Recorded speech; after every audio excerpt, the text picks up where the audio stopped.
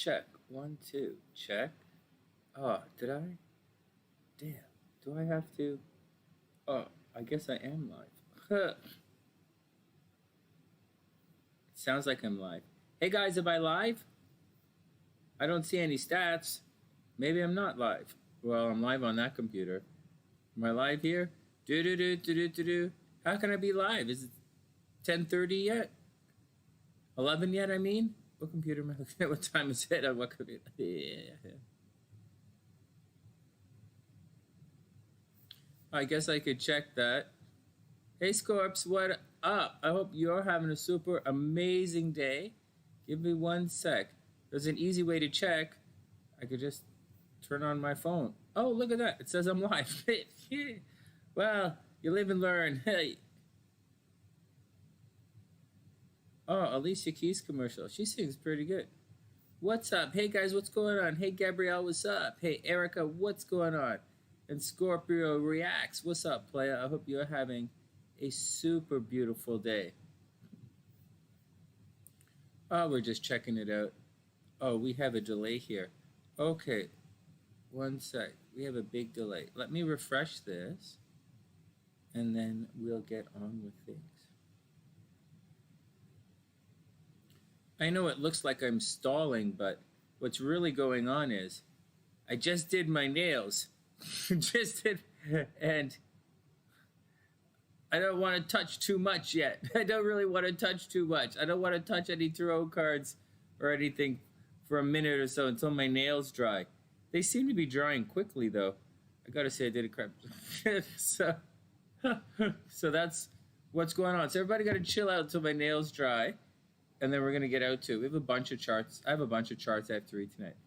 Hey Annie, what's up? I hope you're having a super beautiful day. I hope my fingers too close together. Hope everything is cool with you. I hope your brother's doing better. Oh wow, yeah, I do hope your brother is doing well. I hope he's getting better. Let's take a moment before we begin. Let's just take a moment for ourselves. Let's just take a moment before we begin. Hey Jasmine, what's up? You got it. We're gonna do the tro in 1 sec. I'm just waiting for my nails to dry. Just waiting for my nails to dry, then we'll be the truth. But let's take one moment and center ourselves and just focus on the week ahead. We have a big week ahead for a lot of people. I guess. We're going through it right now. Let me explain space to you guys. Let me just take a moment and explain space. or like time. Things happen in time. And you plant seeds. I think this is, I don't know what this is. This is, I'm not touching anything. I'm not touching anything. And we have a UV light, but I didn't want to. SLC did her nails last night, and I was really tired. I went to bed at like 5 in the morning, so I didn't really want to do my nails last night. But so I did them right before I came on the show because I had about half an hour, and I don't know what I did. This isn't SLC's nail polish and the UV light stuff. This is Sonny's stuff from Sonny's box of toys. It's from the toy box. It's from. I'll touch it. I'll show you in a second. But you're right. And Jane, it's great to see it. Okay. And thanks, Annie. That's really sweet. Okay. I sidetracked myself again. I want to explain something to you guys. There's something. So I used to, when I was younger, now remember, I've been an astrologer for a long time, and I've recognized the cycles, and you live it and study it. And so, and I've made some mistakes. I took so much time away from astrology, and just like I took a lot of time away from music, that, I forgot a lot of stuff. I realized, like, frankly, I forgot a lot of stuff. And a lot of the timing stuff I forgot. And to be honest with you guys, hey, Ginger, what's up? And hey, Christy, it wasn't until I started writing for the newspapers that I was really into predictive astrology. I was just like you guys. I read all the books, and I used to hang out I'm a Scorpio.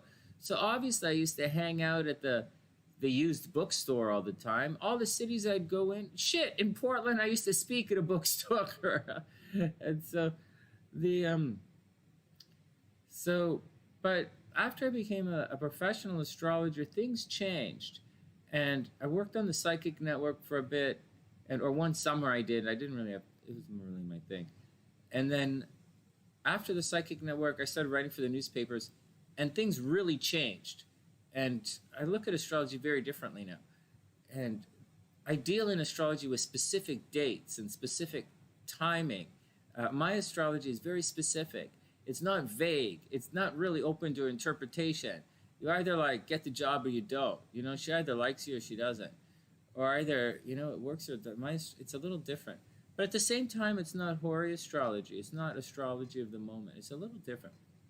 And that although we do use Hori elements to SunnySide astrology. But that's not the point.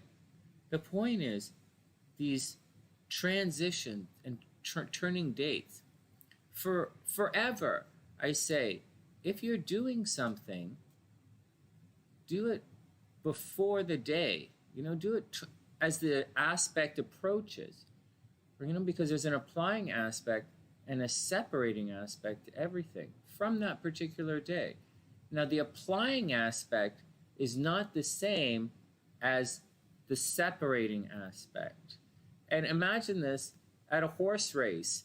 The applying aspect of the horse race is placing the bet. It's the anticipation, the horse running, and it's your anticipation, and then the aspect, and then you won, all right? Then the separating aspect, well, it's too late to place a bet. So if this is your point that you want, right? Your marriage date, your lucky date, your start your business date, your talk to the guy date, that's your timing, your time, your point in time. If it's afterwards, imagine it's like the horse race. Well, you missed it. The separating aspect is guys collecting money, Hey, we won the race. Let's go collect the money. Hey, let's go out for some beers. Hey, let's go take our pictures with the horse. Hey, let's go take a limo and all that. The applying aspect, the life that you live, the reality of an applying aspect is a very different reality than the separating aspect. So what does this tell us? It tells us, one, that it's really difficult to execute right at the exact second, because you don't want to bet, when the window closes, your bet doesn't go in. It's done. So, and sometimes these aspects, or this horse race, let's say, or this event, is taking a long time to happen. Hey, Crystal, what's up? So, for example, say it's a wedding, and you're planning a wedding. This aspect, this applying aspect, could take a year. You plan your wedding for a year, then you have the big day, and after you say I do, well, your wedding, that's it. You do. That's the time. After it, well, it's still your wedding. I mean, you're partying it up. It's wedding night, then you go on your vacation, your honeymoon, and then you gradually wind it as a separating aspect. But it's not the same. The approach to your wedding vows is a different experience than your approach after the wedding vows. So, and sometimes, they take a long time to get to that point. And sometimes in relationships, you might elope. You might just meet each other and get married and say blah, blah, and then, you get on with your life. Sometimes the aspects, sometimes the lead up to the point, it's long and slow and painful, or it could be long and slow and joyous, profitable. For some people, in some times in your life, it can be profitable, sometimes not. And on the opposite side, it's something else. It's like it's a business event. You're making money, you're making money, you're making money, you're making money, then you do your thing, or you're making sales, and then you collect a little bit of money, collecting in, and then move on like that. It's the difference between an applying aspect and a separating aspect. And it's why some of these things take so long to go through. But, or it feels like it takes so long to go through, and for other times it feels like nothing. However, that aspect point, that planet to planet aspect point, is a very specific time. It's not something that can be interpreted. It's like looking at your watch and saying, it's 5 o'clock, and saying, well, I think it's 5:30. Well, like, that's just fucking stupid. So, anyways, that's the action on that. Something to be aware of. Now, how does this mean? What does this mean to you guys? What does this mean to everybody, all of you guys? This thing we're going through has already begun. Right? You remember how last year, before the Rona hit, or before anything hit last year, right around the eclipse, I was like, I said to you guys, okay, here we go. And it was about 2-3 weeks before we heard about the Rona. But it was like, okay, guys, here we go. And, you know, we said here on the sunny side a couple of weeks ago, when the eclipse began, when we began the first of the eclipses we're having, same thing. Here it comes, here it comes, here comes the wave. Get ready, it's time to go. And then we have the Jupiter-Saturn thing, which is happening. Like, it's time to go, it's time to move through. And I'm showing you guys, here on the sunny side, if you haven't noticed, I've been coming online back on YouTube every single night. You know, it's not blazing star by any means. Our numbers, as we've returned to YouTube, our numbers aren't super spectacular. They're not the best numbers we've ever had. But at the same time, I'm here for you guys, and I'm here for, you know, and you guys are here for me. We're here for each other at Christmas time, which is really important in the philosophy and the family experience of the sunny side. So it's the same thing. It didn't happen like explode on the scene. You know? So with the same stuff, you guys should be going through similar stuff in your lives, where it should be like, it's about a week. You know, think about it. It's about a week now. A week and a half. What did you start a week and a half ago? You know, a week ago, a week and a half ago. What did you change in your life? You know, an eclipse signals a turning point. And that's the deal. So, hey, for the record, I made it to 150 today. I made my weight. I did it, 150.6. So I'm not really down into the 150 range yet. I'm at the bottom part of the 152. So give me another 2 weeks, and I'll be down, and I would have reached my goal. But obviously, it's Christmas week, so we're going to gain weight this week. But anyways, so the eclipse is changing that. It's changing two things. For me, specifically, the eclipse has changed my physical composition. My body's changed. My workouts are changed. It's a big deal. I lost 20 pounds. And we're going to keep talking about this as we move forward, but not tonight. And so that's a big one. And then the channel, you know, I'm back live again. So the question is, what have you guys done in the last week or so, or the last week and a half? And it could be something simple, you know, it doesn't have to be great. Oh, and Ginger was added to the app. You know, that's what the other thing I did. I added Ginger to the astrology app, to the SunnySide app, because, like, Ginger's really good, right? So, like, she gets added to the app. And so, you know, so those are the three big things that I did. You know, I hit my target health goal. I'm back online, and I added Ginger to the app. So that's the deal. All right, let's see if I can touch things again with my hands. Okay. Let's get it down here. Let's change the list, and let's get down to some work here. All right, Jasmine's up. Do-do-do.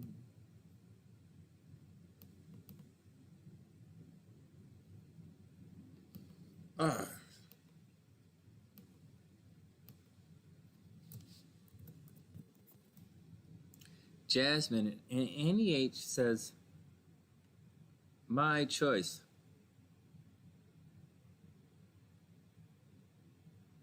Yeah, seriously, right, Annie? Last week, Stephanie says, last week, I thought she was the luckiest female in the world, and then everything collapsed. Yep, it got pretty rough. It got pretty rough. Ups and downs. Hey, Crystal, are you sticking around for a second? I'll read your cards.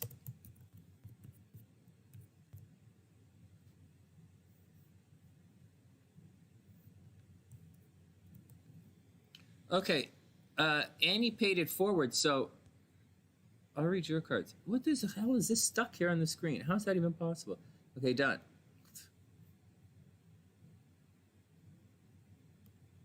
All right, there we go. Jasmine's up first, though. Oh, my nails. My nails. All right. Hey, Val, what's up? I hope you and the boys are doing super cool. Super Merry Christmas. Are you guys sticking around Florida for Christmas? Oh, Christy. Christy, you got it. Gabrielle Tarot. Sure, why not? Let's put that. One sec. There's not as much table space. I brought everything closer to me. Instead of moving forward, I brought everything closer. Because of the light thing. Let me just add it right here after Crystal. You got it. I'll put Gabrielle right after Crystal. Where? This damn thing. Oh, frick. Oh, one sec. Fuck. Come on, man. Okay. Okay, let's get this back up there.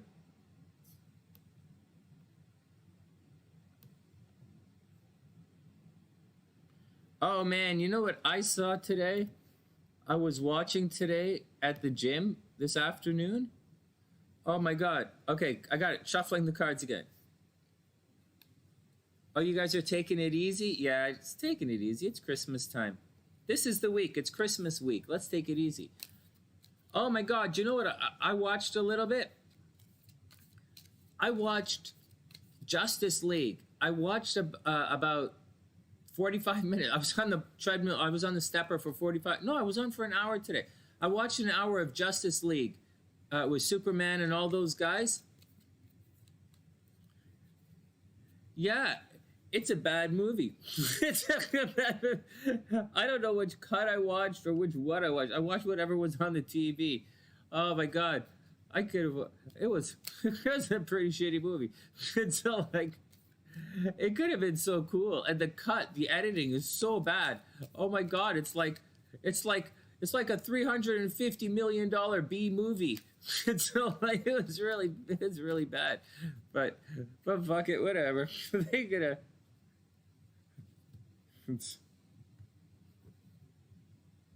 But I wanna like it. I hope they do another movie. Maybe make a couple of do whatever, man. Just whatever. I like the cast. I like it didn't. It was really. It was like what the fuck. It was like what the fuck. Hey Siri 3, what's up? I hope you're having a beautiful day.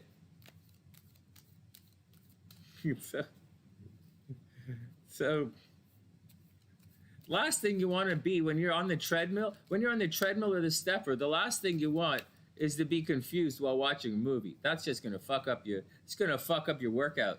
It's like it's gonna fuck up the. I was watching that movie and I got confused. I had trouble following the plot. How do you have trouble following the plot in a superhero movie? It was difficult. I almost fell off the stepper. I'm like, this movie is turning into a thinky. It's like I sit there, I was like, this might be, is this like a detective movie? I can't figure it out. I was like, Batman, fuck, do something. Like, that's really funny. Like, what do you want me to do? I'm just a man. Like, all right, fuck, Batman, take it easy. Fuck, take it easy. Jeez, we know you're doing your best. Fuck, maybe sit one out, you know? It's like, all right, fuck, let's calm down. Let's calm down. Fuck. All right, what else is going on? So, Aquaman was pretty cool. Aquaman was pretty cool in it. Yeah, I thought it was pretty cool. Some of the lines were cool. It's like a bad movie, but it's still worth a watch. It's still worth watching. Just like they said the Superman movie wasn't any good. But I don't know if I actually ever watched the Superman movie from beginning to end. I watched that one yesterday, I think. No, I think I watched Superman today and Justice League yesterday. Can't remember. Oh, no, that's not what happened. I watched the end of Justice League. Here's what happened. Okay, are you guys ready? I watched the end of Justice League today and the beginning of Superman. Fuck, there you go, Sonny. I knew you could piece that together. What is this, 411? I'm going through a, I'm going through a memento kind of moment here. I have no short-term memory.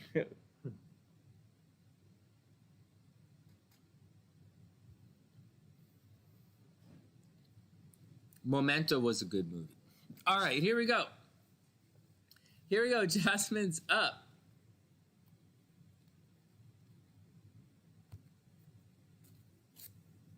Jasmine's up. Then we have a bunch of charts I have to read.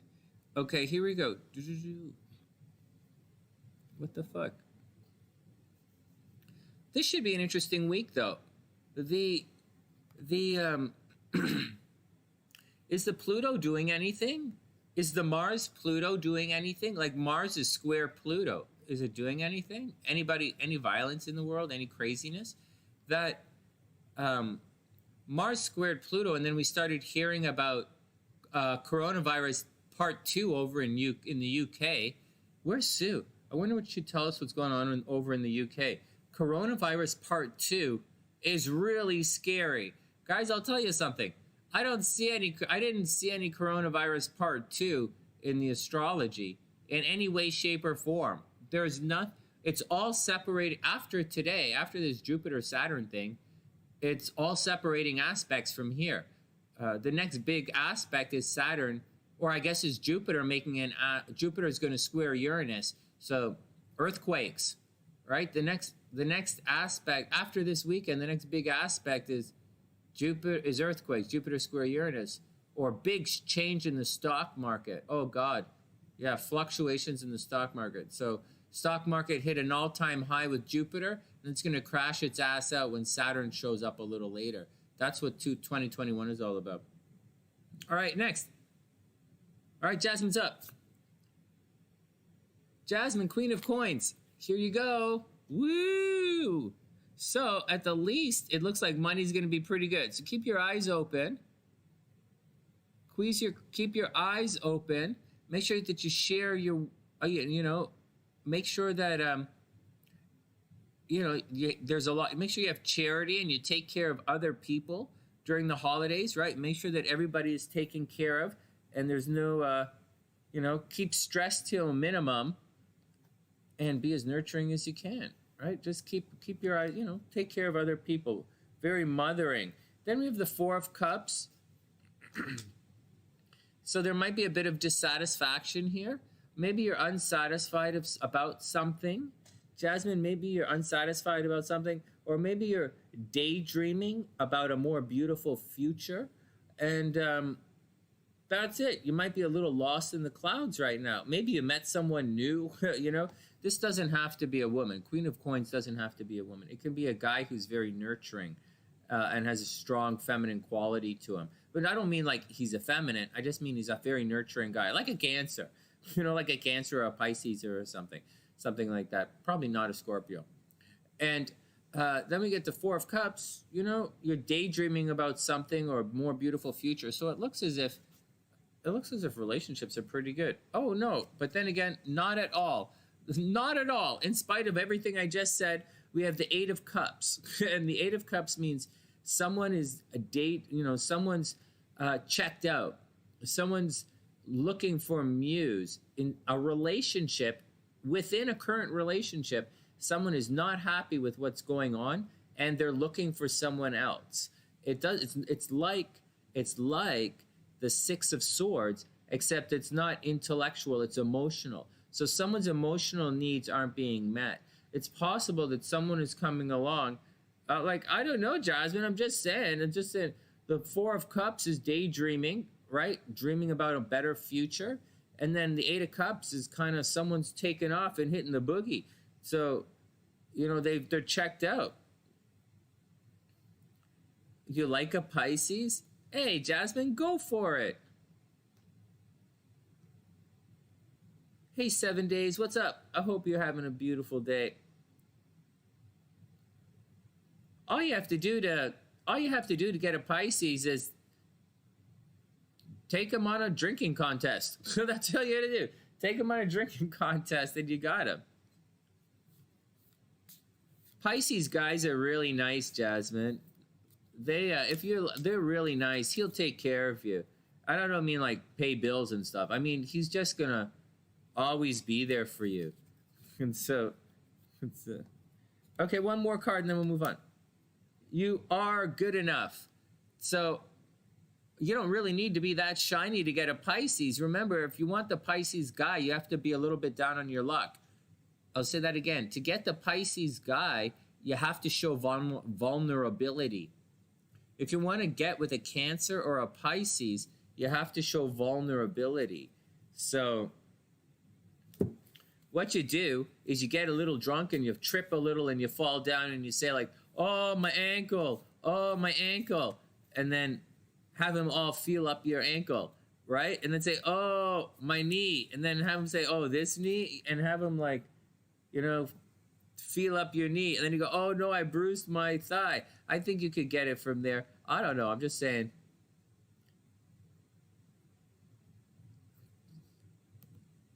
But that's what you do, Jasmine. That's how you pull the Pisces. You have to fall down in front of them. Literally. You have to literally get them a little bit drunk and fall down in front of them. You don't help them. You're not supposed to help them. They're the ones who got to rescue you. And they guarantee. Because you know what? In relation to... Why the fuck did I type in Pisces? Hold on. I'm losing my brain's not working. And so...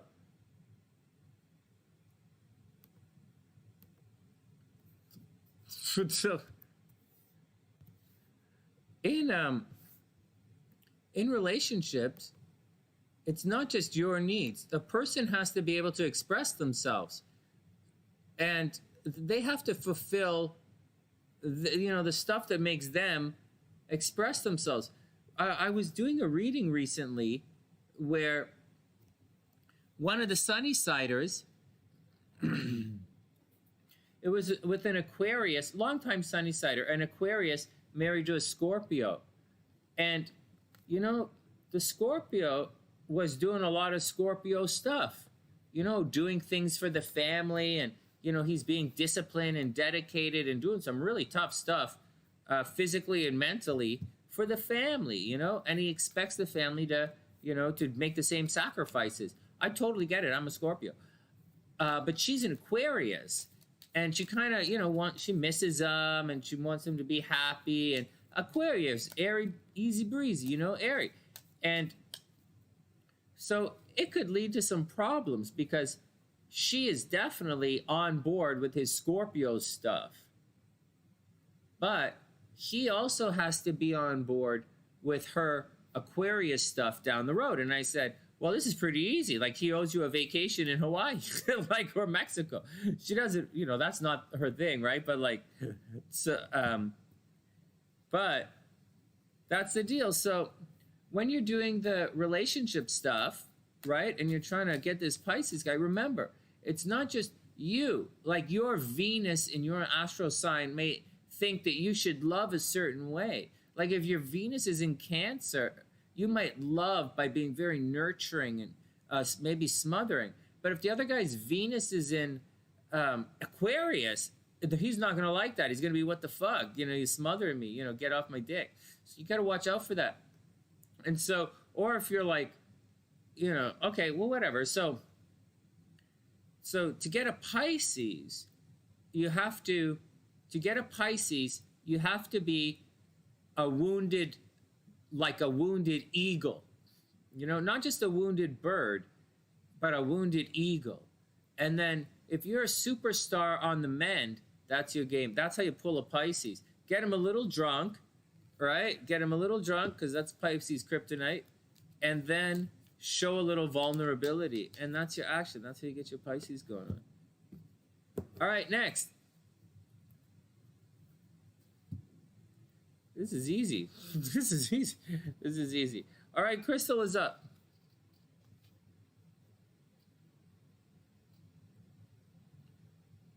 No, Pisces not that difficult sign. Pisces wants to, like, signs like Libra wants to, you know, Libra wants to be friends.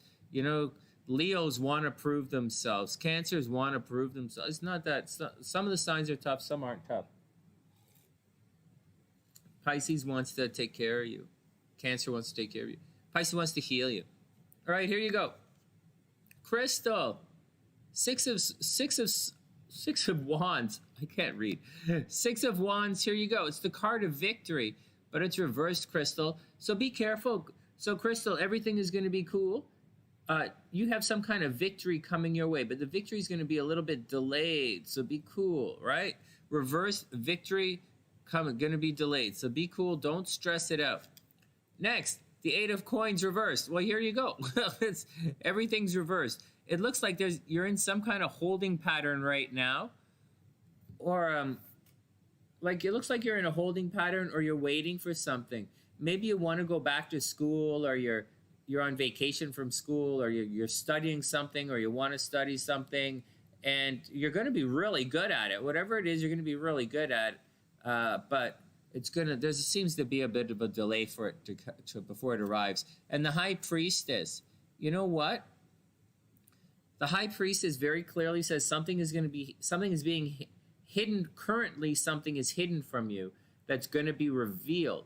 So keep your eyes open. I guess there's a block that's happening right now. Maybe there's a blockage happening, or you're not getting everything that you deserved right now. It looks like you're owed something, whether you're owed, whether you're supposed to get paid at work, right? Like whether you're waiting for a paycheck, or you're waiting for someone, you're waiting for something, and there's some kind of fuckery involved that you don't know, but it's coming. You know, the High Priestess, some information is going to be revealed to you. The key with the High Priestess is information is on its way. Currently, she stands in the way, right? Right? She's between the pillars, standing in the way, in front of the veils, but, you know, she gives Turo the scroll, so information is coming your way.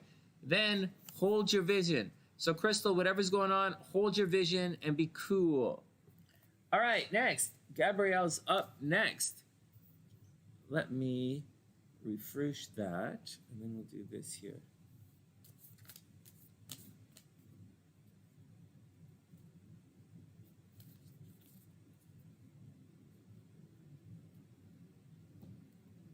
You know what? That's a really good question. What's the most difficult sign to seduce? I don't know. I don't think Capricorn's that difficult. Capricorn, some signs, the key to seduction is to have the sign chase you. That's the key. Like that's the point. That's the point. You get the sign to chase. Unless you're really good with like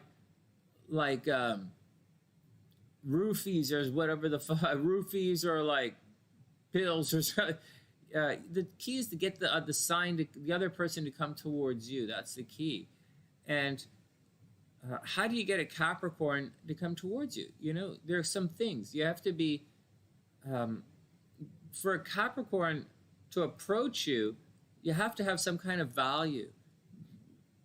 meaning everyone else, and you have to be very proper, you know, like very proper. If you're like, everybody loves you, like, and you're high and you're super popular, but you're like, you know, all messy all the time and you're late and sloppy, a Capricorn's not going to be into that. But if you're a legitimate, you know, dressed, you know, if you're ready to go to the ball, you know, if you're upright and proper, then a Capricorn, and then, you know, so Capricorn is gonna recognize you. So that's the first thing. First thing in seduction is to be recognized by the sign. And so if you dress proper and you look good, then Capricorn is gonna recognize you. Now, to get that particular Capricorn, you have to do a couple of things. You know, they have to value you, and then they have to desire what you are. And it's not really that stressful. It's not really that complicated. With each, it's not really that, you know, potential. Capricorn is highly attracted to potential, and you don't have to be a rock star for a Capricorn to like you. You don't have to be a rock star for a Capricorn to like you. They're not that kind of sign. But you have to have the potential to be a rock star, and to look as if you're on the way to being there, to look there. You have to be solid, you know. Most people aren't solid. Most people are like regular people. And Capricorn's not into common, you know, Capricorn's not into common people. And so if you're a regular person, Capricorn's not gonna, you know, they might say they do, but they're not really not. All right, next. All right, Gabrielle's next. Gemini, how to get a Gemini? Well, Gemini's pretty easy. It depends. It depends what you mean by how to seduce a Gemini. Some signs are pre-seduced. like if you want to have sex with a Gemini, Geminis are usually DTF. And Geminis, to be with a Gemini, you have to be interesting. You have to be fast, you know, interesting, and you have to want to do stuff. With a Gemini, you're going to want to do, or talk. It's like you have to be sharp in the brains. To be with a Gemini, you have to be sharp in the brains and always willing to try new stuff. Geminis are super curious. So they say, like, imagine this, like Gemini has all the questions, Sagittarius has all the answers. And so Gemini has questions, but now, so someone who helps them have questions, the Gemini's really into. So Gemini's like, if you're a little bit mysterious, that's crack for Gemini, right? If you're a little bit curious, if you're curious looking, or there's something curious about you, if you have a little bit of mystery, like Gemini's going to say, who's that guy, right? And then Gemini's going to walk up and talk to you because they're not afraid of you. And so, and then you just start talking, and then, you know, like I would like Insta-date. You guys know what an Insta-date is? Or am I dating myself? Am I telling you how old I am by using the word like Insta-date? So you're talking to the Gemini, and then you bounce. You're like, okay, let's grab a coffee. Let's go over there and grab a coffee. And then let's go over there and check out that thing. And then let's leave this place and go check out that thing. And then you switch venue, and then you switch, and you keep bouncing. You keep bouncing the Gemini. You bounce, and then you bounce back to your place, and there you get your Gemini. I don't see what's so complicated. That's how you get a Gemini. You just bounce them. And same thing with Sagittarius. You just bounce the Sagittarius. That's how you do it. Let's go here. Let's do that. Bounce, and there. The thing is, you don't bounce a Sag too long. You know, they're not going to put up with it. They're gonna get bored of you. But a Gemini, bounce, move on. Then you're back at your place. That's how you do it. That's the secret. All right, next. Next. All right. They all have their difficulties. They're not all, hey, honey, what's up? I hope you're having a super beautiful day. They're all, Hey, honey, I'm really proud of you. That's a big deal. That's difficult. Moving on like that, moving out of your parents' place is really difficult. Hey, Tian, what's going on? Well, that's the way to do it. Mercury is strong in the chart. Yeah, being drawn to intelligent people, that's the way it is. The brain is the sexiest part of the body. In my brain, to me it is anyways. Here we go. Gabrielle is up. Gabrielle, and then I want to do a bunch of celebrity horoscopes. Gabrielle's up.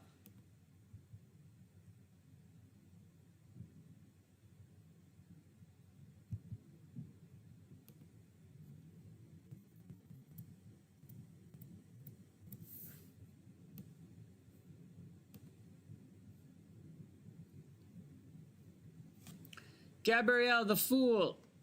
Right on. So there you go. You are on course for a new journey. Right on. That's interesting.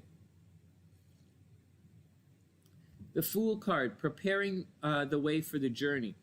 It's not really preparing. It's the journey has already begun, right? The Hebrew glyph is ox. Well, the Hebrew glyph is ox, which means preparing the field. But it's Uranus energy. It's explosive and it's begun. So the initiation of a journey. So you might be entering into a new section. Keep your eyes open for new beginnings. Then we have the Chariot reversed. So you're not taking control of the situation, right? It maybe you're not doing your new beginning. You know, the Chariot to start with is not a very direct card, right? Like it's moving sideways, but the Chariot says don't let anyone push you around, and that's what's going on. So, but you're starting a new journey, but it looks like you're getting pushed around a little bit. So what are you gonna have to take? So you're gonna have to take control of the situation, right? The Chariot take control of the situation, but it appears as if things are a little out of control. You're not able to take control of the situation, and someone, you might be led astray. So watch out for that. It's also people picking on you. So watch out. Make sure people don't pick on you. And then we have the Heraphant Reverse. So there's a teacher on the way, or there's some really stubborn people in your life. Watch out. There's Taurus energy afoot here. Not that that's a bad thing. There's Cancer energy and Taurus energy going on here. So keep your eyes open for that. And but it looks like the Cancer, there's a problem with the Cancer and with the Taurus. There's a problem with both of them. They look a little slow. They both look a little slow. Like the Cancer's trying to take control and they're not. And the Taurus is just being regular Groucho. So watch out for both of them. But that's the deal. It looks like there's, you're getting ready for a new beginning, but you have to take control of the situation. You have to really stick up for yourself. Really stick up for yourself, right? The Chariot, take control of the situation. And the Hierophant means the teacher's on the way. Okay, and finally, hey, Alex, what's up? You're drawing monster versions of the Zodiac. Oh, that's really cool, man. And finally, meditate and contemplate. Gabrielle, meditate and contemplate. Very cool. What was that? Monster versions of the Zodiac. What do you mean, what's yours? I don't get it. I don't get it, Alex. What do you mean? Hey, Stephanie, what's up? I hope you're having a super amazing day. Yeah, I think it sounds really cool. Monster versions of the Zodiac. I just don't really know what you mean.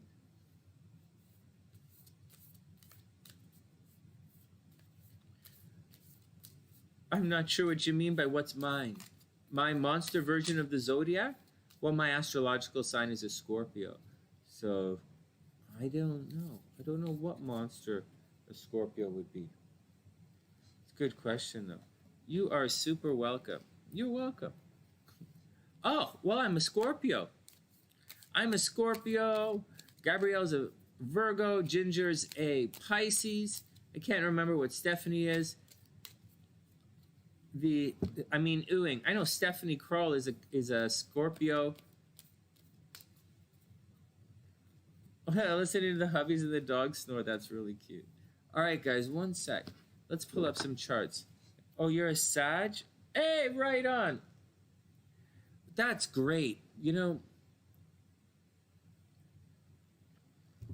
I think Sagittarius had it pretty rough last year. A bunch of signs had it rough last year. And, you know, I hope everything gets better for them. Okay, here we go.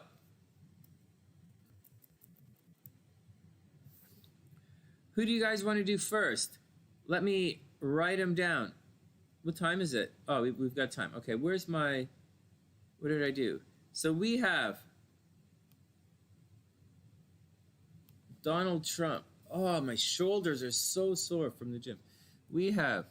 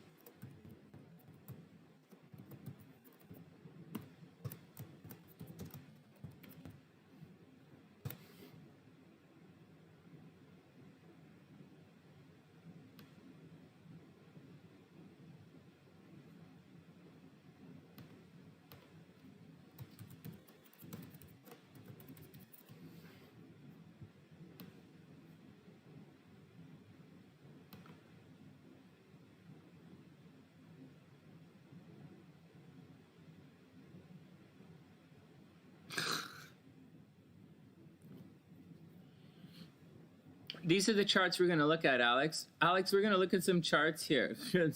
We're going to look at some astrology charts right now. For those who don't know, I'm actually a professional astrologer. And we're going to... Stephanie. Yeah, I think I've looked at your chart. Yeah, year of healing. I think so, too. We're going to look at some of these charts. Who do you guys want to look at first? I'm not going to go super in-depth with Donald Trump and Joe Biden, or I might, because they're done so much. But we'll look at transits. We're going to start looking at what's coming up, and we'll do some predictions for these guys. I haven't really looked at their chart, so I'm not really sure what's going on. What chart do you guys think we should do first? We could do Trump, but that'd like bore. He's like, he's going through his change. Maybe it's about $25 for me to do people's individual signs. Okay, here we go. Cuomo, yeah. Good question. Hey, Andrew, right? Andrew Cuomo. So we don't have his birth time. We don't have the Cuomo brothers' birth time. Neat, right? So it's going to be tricky to see what's going on in his chart. Well, I'll show you what's going on in his chart, and then we'll check it out. And so I'll tell you. And then looking at the transit should be interesting. The Anderson Cooper, I'm looking at it right now, had it tough last year. But we'll see what's going on. Let's see if I can. So give me 1 second, and I'll pull it up. Cuomo's right here.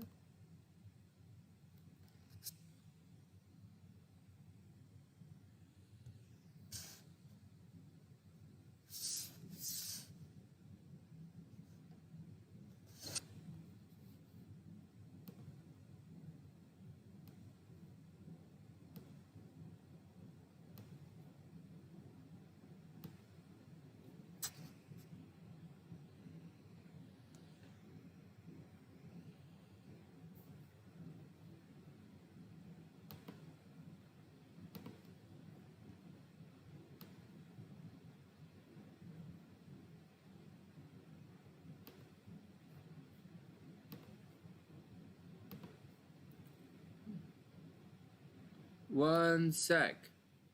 We have to...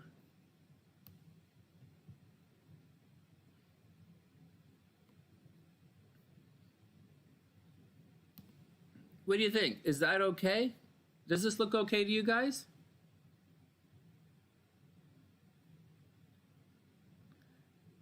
Yeah, Anderson has a crazy life. I do have his birth time. The thing with the Cuomos, though, I don't have their birth time. So it's going to be it's general, right? It's a general reading. So, oh no, wait, do I have his birth time? Is it noon? Yeah, I don't have his birth time. Okay, here we go. But I will be able to see what's coming up in his life. All right, everybody chill out. Let's do it. Don't worry about it, Alex. Don't worry about it. Just hang out and maybe you'll learn something and just enjoy the vibe, man. Oh, who's this?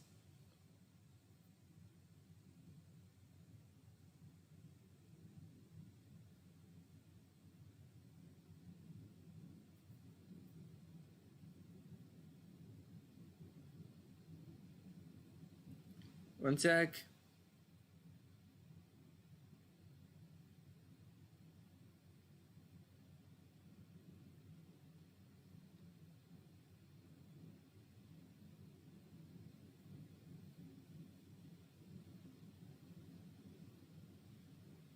Okay, here we go.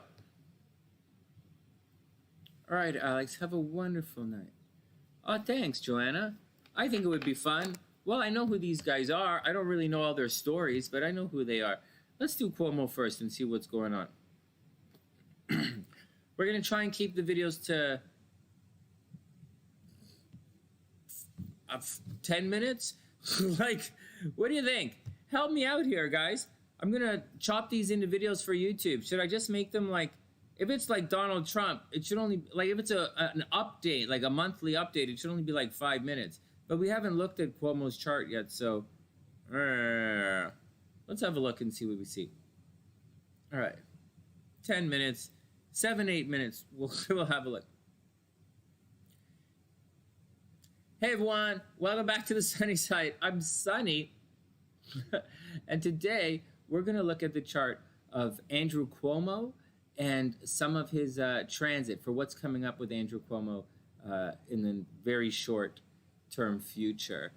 For those who don't know, I'm a professional astrologer and I'm shooting this video live and it's really fun. So if I start to laugh or I get confused, then it's because the Sunny Siders are making me laugh here. Anyways, that's the action.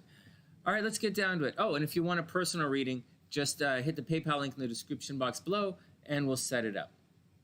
So here we go, Andrew Cuomo. Oh, and as you can see from below, we're doing it with a number of different charts, a number of different political figures and different popular guys. All right, here we go. So what's the deal with Andrew Cuomo? So we don't have his birth time. So this thing here, often when we do horoscopes, we start off with someone's sun, right? Their sun sign, where it is in the chart, and their ascendant, which is the vibe they give off. But we don't have Andrew Cuomo's birth time, so we can't really do that. So we look at other things. We look at aspects. As you can see, as you can very clearly see, he has his sun and his Saturn almost conjunct in Sagittarius. So this is going to make a no-nonsense kind of guy, right? The Saturn is going to add a tremendous amount of discipline and respect to everything he does, wherever he does it. Once again, discipline, hard work, no nonsense. And because it's on this side of the sun, it's the first thing everybody see. Like they see him. Like that's what they see when they see him. They see all the hard work and they see all of the discipline. And that's it. And he expects that. But it's in Sagittarius. So he's also good-natured. He's not, like he might come across as a bit of a grumpy Gus, but at his heart, well, we don't know where his heart is yet. We'll see where his heart is. But discipline, hard-natured, hard discipline, very straight shooter, right? It's a Sagittarius is notorious for being a straight shooter. Anyways, the thing with all of this is, however, it's completely opposite his moon. Check that out. Andrew Cuomo was born under a full moon. Now, a full moon. Now, the moon in astrology is your subconscious, and it's also your subconscious. It's your subconscious and your subconscious desires, obviously, and so. But it's all things that people don't see about you. Now, if his Venus was over here, his moon was here, these are places where you don't see what's going on. But when you're born under a full moon, or whenever there's a full moon by transit, all of your secret desires are on display. Everybody sees who you really are. You can't hide. The analogy or the example I give all the time during the live streams when I'm doing the horoscopes, it's like a werewolf. The guy is like, you know, when it's the moon is over here, you're like, oh, he's a cool guy, he's a cool guy, he's a cool guy. But then when there's a full moon, you're like, oh my God, he's a werewolf. I didn't know that. So someone who's born under this aspect, they're born with their subconscious on display. What you see is what you get, because that's who he is. He wears his heart on his sleeve, and he pushes his subconscious, and you see it. You see his desires. He has very clear desires. On top of all of that, and his moon is for everybody, right? It's in Gemini. He's a very curious guy. Education seems to be very important to him. In addition to all of that, and he's extremely curious. In addition to all of that, his Mars is in Scorpio. So I absolutely would not mess with this guy. Right? His Mars is in Scorpio. People who have their Mars in Scorpio are notorious for getting revenge. They're notorious for doing whatever it takes to mess you up and to get whatever it is. And so, I mean, it seems like he's a fair person, and he wants everybody to get along. I mean, he's a Sagittarius, he's hardworking, he wants everything for everybody, but don't mess with him. He's a very don't mess with me kind of guy.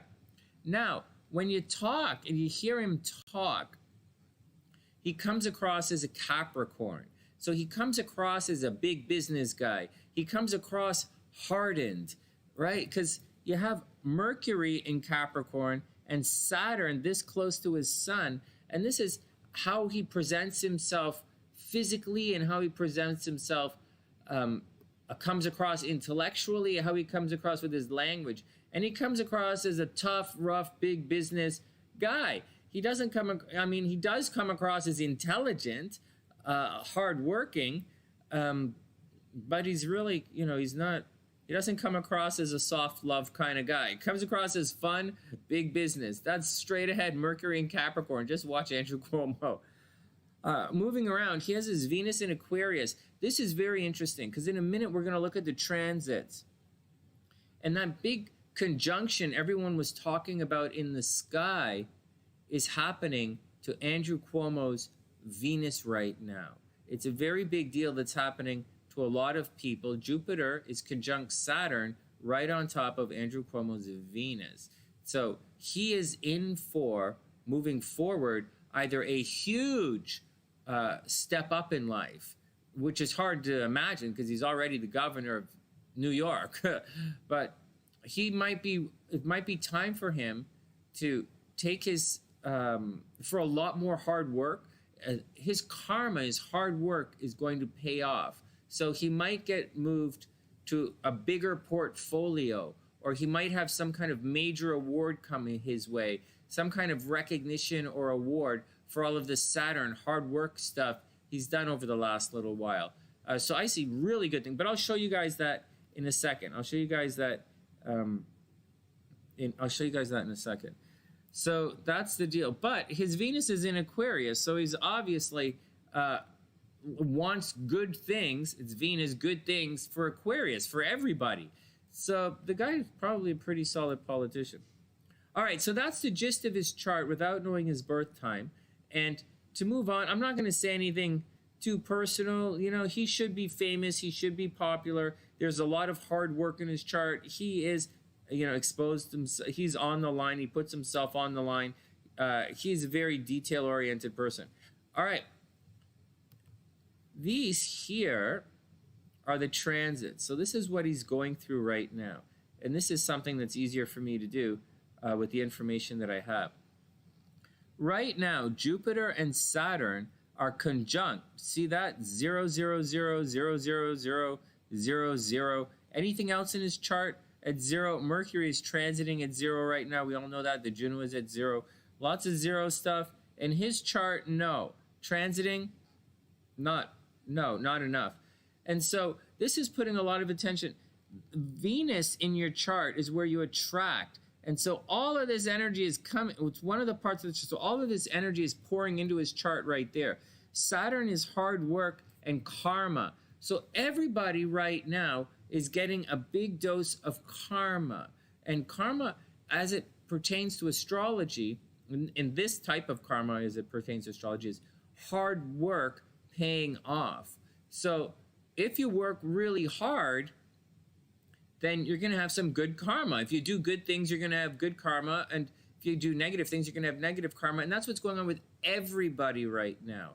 Now, but it's affecting everyone differently. It has to enter into your chart. And for Cuomo, it does enter his chart right here. So because it's crossing his Venus, conjunct his Venus, I'd say that he's in store for something.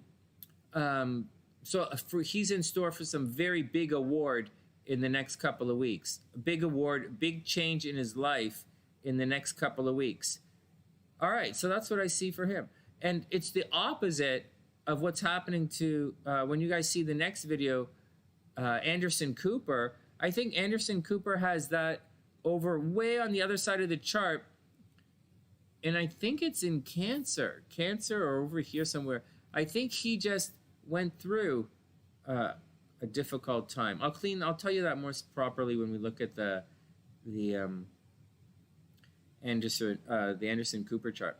In the meantime, that's the action. That's the action. I'm trying to keep these videos under 10 minutes long. That's Andrew Cuomo, a little rundown of his chart and a little bit what's happening to him. He is in store for a major step up in life. Something very big. This big transition in the sky, the conjunction is happening right on top of his Venus. I fully expect to hear big news from Andrew Cuomo like in the next couple of days. I really do. And that's the action. For those who don't know, this reading here is very similar to the mini astrology readings I do live on the Sunny Side. And if you're interested in that, just tune into one of the live streams. And that's the action, or tune into one of the horoscopes.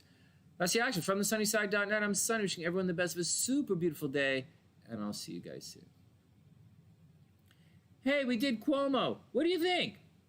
Alex, no problem, man. We'll look at a metal band. I got no problem with that. That'll be fun. Interesting.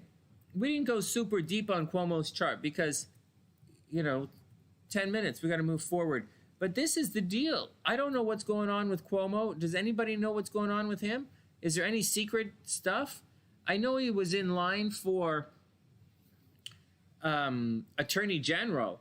I think Biden was thinking about putting Cuomo in Attorney General. I don't know for real. Beast, I don't remember what you did. Don't worry about it. Slipknot. Cool, man. Yeah, Alex, that'll be cool. Yeah, Christy, we want to keep these videos between 5 to 8 minutes long because I'm not going to do like a ton of Cuomo videos. That's like kind of a waste of time. I think Cuomo is just for us. But what the fuck? What the fuck? I thought it would be interesting to look at Cuomo.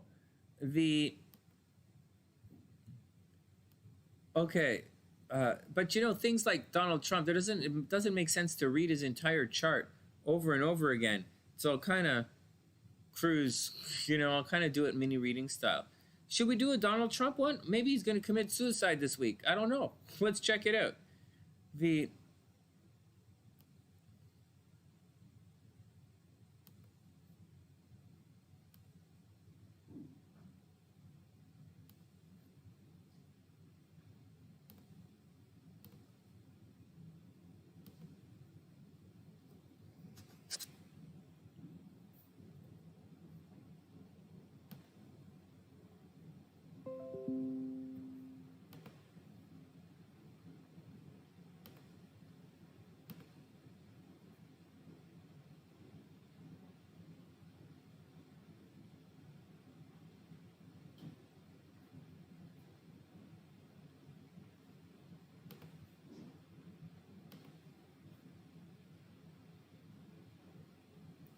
Yeah, let's look at the Donald Trump chart, see what's going on. What the hell? I mean, like, what the hell? Like, we gotta look at it eventually. For another couple of weeks, we have to look at Donald Trump's chart, anyways. And so, what the hell? The oops! Oh crud! What the hell? When we get to the thing I didn't do with the Cuomo that I'll do with the other guys, we're supposed to guess. We're supposed to guess what we're gonna see in their chart, because I haven't really looked at. I don't really know. Like I haven't really looked at their chart, so we're supposed to guess. Okay, and guess what they're going through, but you never know what people are going through until. All right, let's do it. Let's get down to it.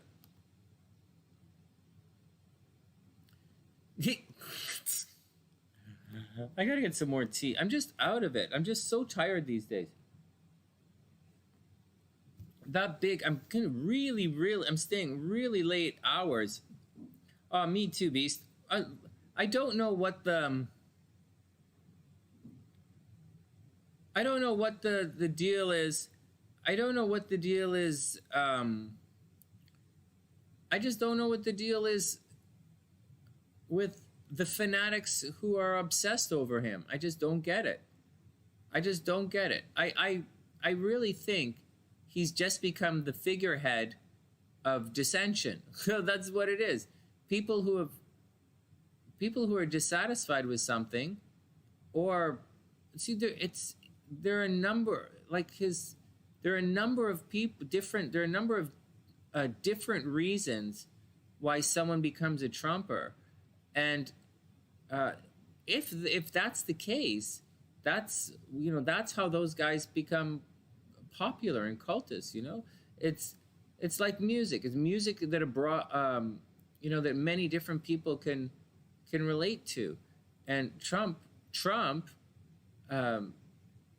he's relating very seriously to people with certain grievances, and they're pushing it. But there's something that's it's not that a snake doesn't change its stripes or whatever the fuck you want to say like that. It's not the point. The point is, in times of pressure, in times of pressure, I'm trying to fix the sharpness of my camera. In times of pressure, people fall back on what they do. That's why you have to always look forward, always look directly, don't look back, stay focused on the positive as opposed to focus on negative. Because when you're stressed out, you're going to default to the negative. And when you're under total stress, the first thing that pops out of your mouth or your ass, and for some people it's the same thing, is whatever your core programming is.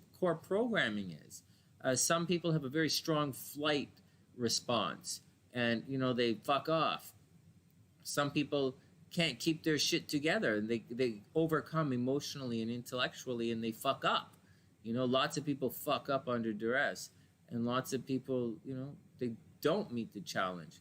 But other people do meet the challenge, and things become clear. Some people are very good at winning, or they're very good at making it through.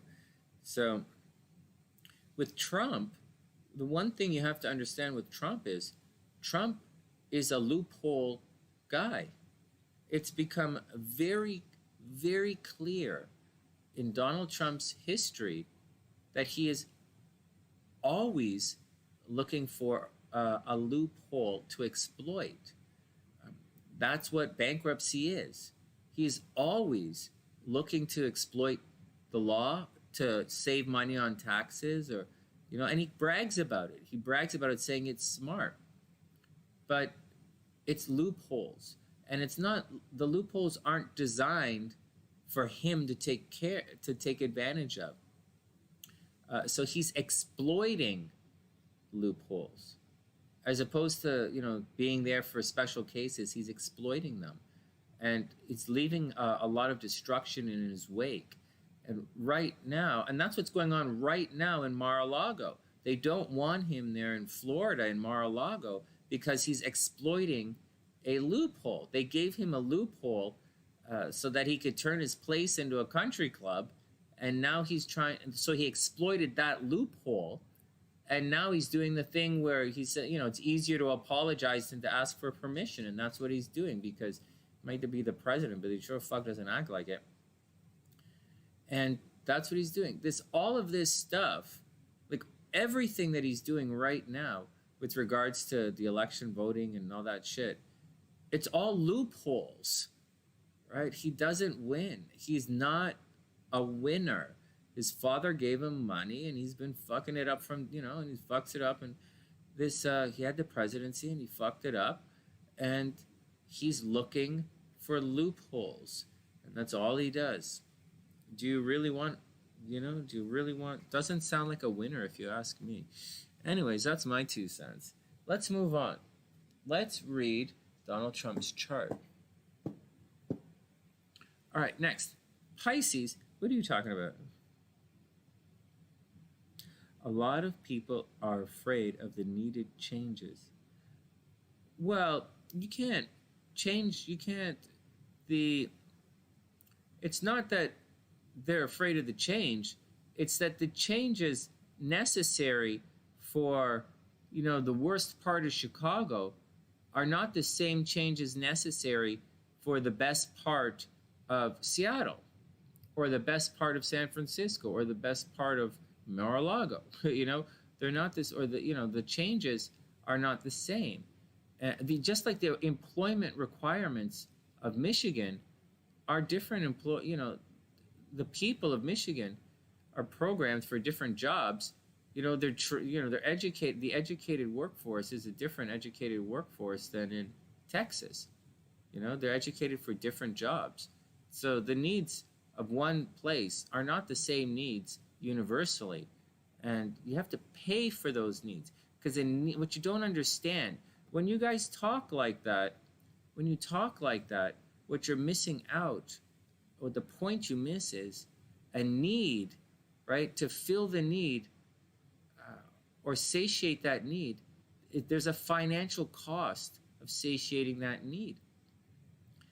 And that's so who needs more? Like, whose needs? Like, do you get more? Like, because you're paying for it. So like the wealthy are paying for, like, the impoverished, but the impoverished have a greater need. So it's not that easy to say when you're talking about what you need to do. So you have to keep that all in mind. There's a cost figure involved, and by and large, the people who need, you got to pay for them. So, and that's where you get society from. Well, that's the deal, Ginger. I don't really know. I don't get it. It's not I don't really care. I don't really care. But I know there are a lot of, I don't know why we're talking about Trump supporters. Oh, because I got to do a Trump video. I don't have a problem. It's not the problem. I don't care. I don't care one way or the other. What I dislike is the stupid rhetoric that's going around. I dislike the stupidness, the rhetoric, the conspiracy theories, the dumbing down of language. I really abhor the dumbing down of language, the dumbing down of society, spreading stupidness. I find it very offensive that people, it becomes stupidness. What happens is, when someone does that, let's take the vote thing. Why they were you know what, Joanna? I would disagree with that. The wealthy class, the wealthy pay a lot more money than you realize. We pay a lot. You'd be surprised. You'd be very surprised. All right, next. So it's like take, for example, when the talk was of, let's say some things. Like if someone says they were counting the ballots in Russia, let's just say that. Well, that's a little stupid, but that gets a maybe, right? That's not stupid. That's a conspiracy theory. That's stupid, but whatever. That gets a kind of a whatever. That's stupid. You can just say, look, the ballots are right there. They weren't counted in Russia. Don't be stupid. Go away. And that's not a problem. The problem, you could say things like they didn't let people inside to look because people are rioting outside, right? There's a lot of shit happening as we enter into this more Aquarian kind of vibe. The more people with there was a thing in Canada a couple of years ago where these popular YouTube guys had a news channel, right? Like fuck you news, like regular YouTube bullshit, right? And they're there. And there was a political thing going on in Ottawa in Canada.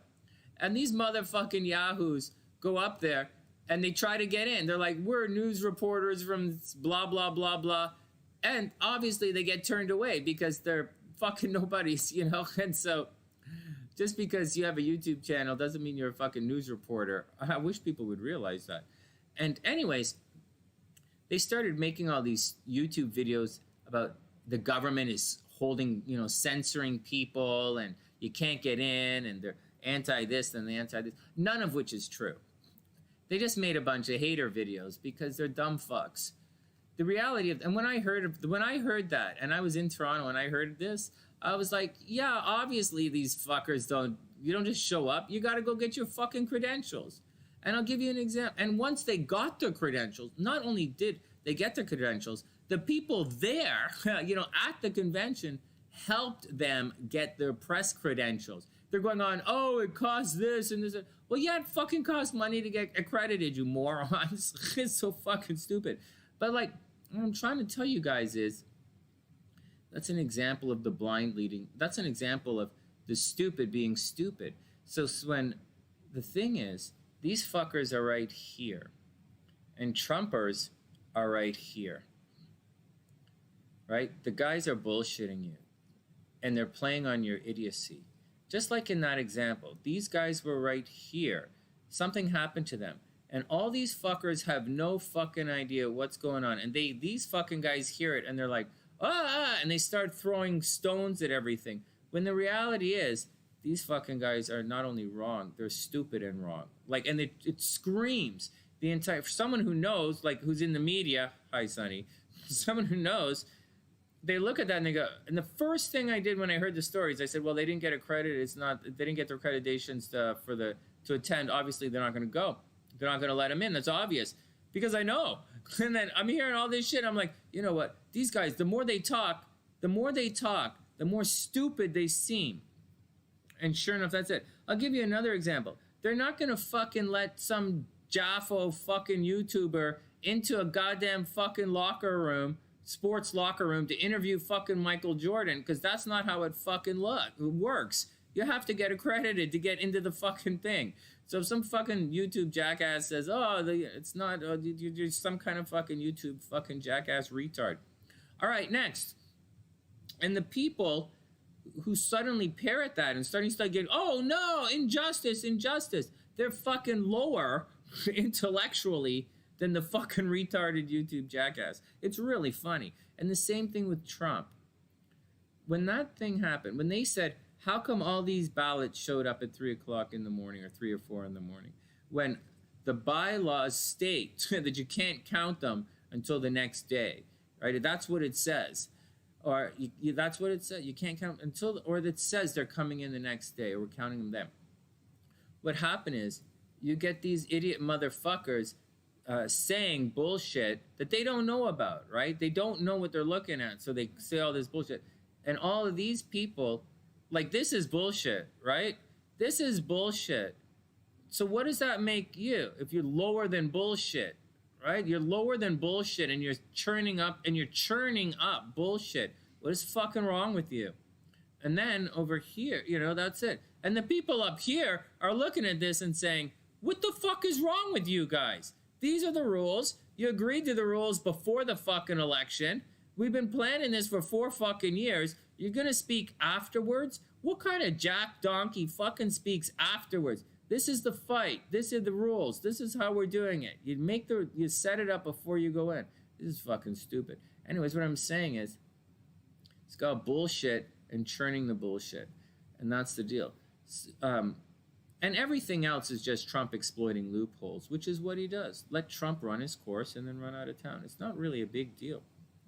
I think the most sorry part of the whole Trump experience was that I don't think the Americans really supported Trump at the beginning. I think the Trumpers, all these people running around with, flags and all this shit, all this wearing all those MAGA hats made in China. I think the problem is the Trumpers didn't really, it's not, I don't know if the Trumper, there was no symbiotic support. The Trumpers were supposed to take Trump aside when he acted like a buffoon, when he behaved like a buffoon, and said, Trump, chill out, you're making us look bad. But they didn't. The Trumpers are supposed to keep the shit together when, when we had the COVID come out, they're supposed to say things like, we'll take care of each other. We'll take care of each other. Everybody put on a mask. We'll take care of each other is what you're supposed to do. But the Trumpers didn't do that. They said, let old people die. That's what they said. And there were a whole bunch of people around, fake news or regular news or whatever. But they're saying, oh, I'd gladly get coronavirus and die for my kid. Well, you don't have to. All you got to do is take your that shit out of your, put a fucking mask on. You're going to be fine. Put a good mask on, not a shit mask. Do something. It's quite sad. It's not political. What I'm saying is not political. It has nothing to do with politics. It has 100% to do with the ineptitude of a leadership team. That's all it is. It's not political. Not saying where your tax dollars should go. I'm not commenting on where you spend your money. It's not political. It's basic, The people should have stood up. When Trump was fighting China, what kind of stupid fucking idiot raises tariffs against a communist country where everybody works for free and they set their own dollar, they set the price of their dollar. That's just stupid. It's just stupid. How come? But instead of Trump supporters standing up and saying, what the fuck are you doing? That's stupid. They said, yeah, go get him. Yeah, go get him. Because, what the fuck? Like I said, this is stupid. And if this is stupid, what the fuck does that make all of this? It's just stupid. Oh my God.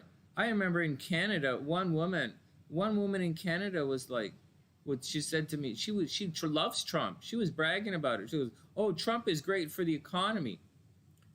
Not really. Not what I see. Not what I see. It's not the economy I see. So, I don't know. But whatever. I know Trump is good for business, though. Virgo love. That's really cute. Anyways, that's my 2 cents on what's going on. That's my 2 cents. And I'm pretty, I'm a lot softer than a lot of guys. It would have been interesting to see what happened. I thought when he was being presidential, he was very good. But when he wasn't, he was horribly bad. And you can't run a country on without being able to make the hard decisions.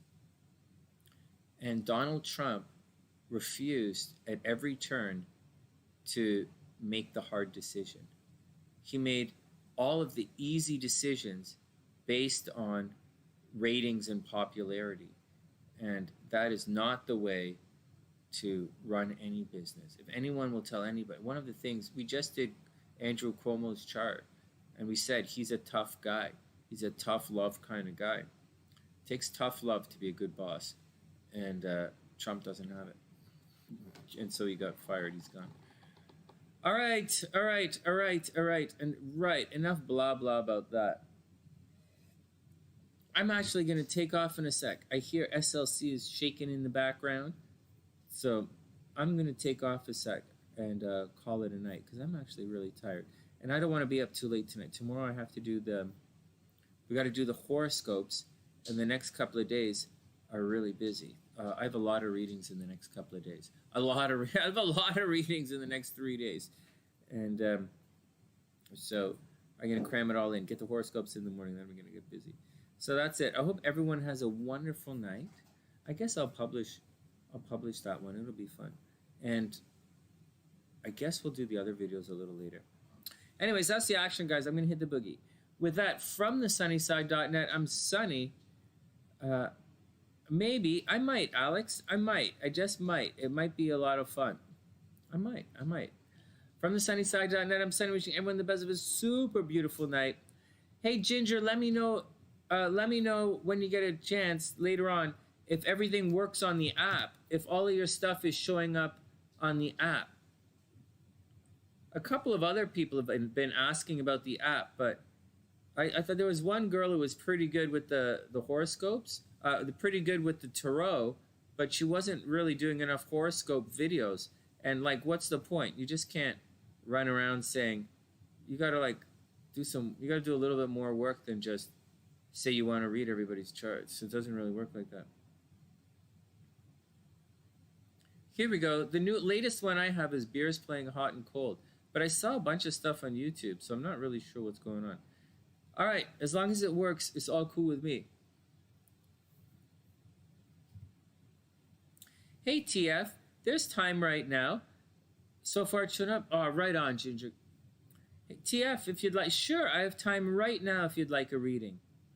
Let me know. Just do the PayPal, do the super chat, and we'll start. I didn't really do many readings tonight. So, yeah. Oh, that's the latest one, Ginger? Right on. Oh, no.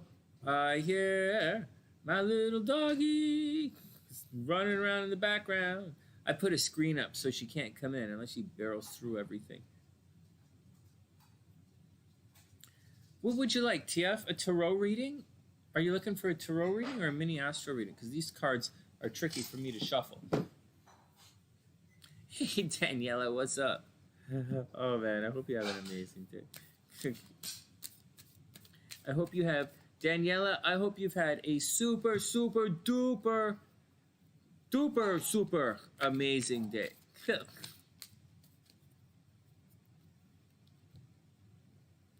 Yeah, of course you can do super chat. I'm just shuffling the cards for you right now.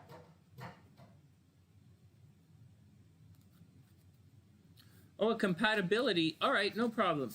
Can you type in the birth details and I'll write it all down.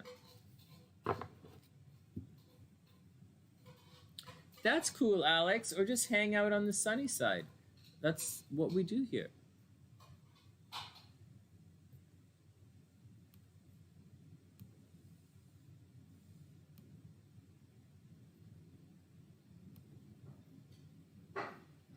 Yeah, compatibility readings are a lot of fun. All right, TF, you do the thing. And can you enter your birth information, please? And the chart information.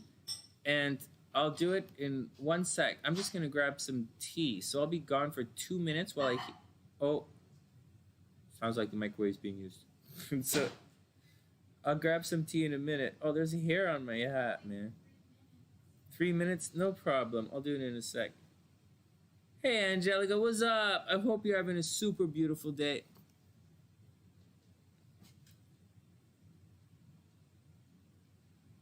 You got it, TF. Did I look at these already? Thank you, sweetheart.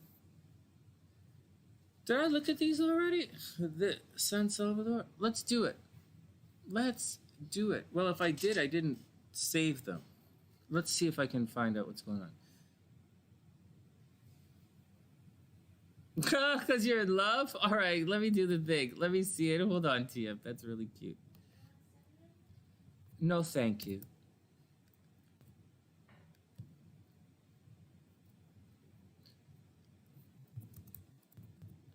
February 1988. Oh, man. One of the 88s are in love. Oh, no. Oh, no, you guys hear that? The 88s on the sunny side are falling in love. So, okay. Is there no birth time, TF? TF, do you have a birth time for by any chance? For anyone?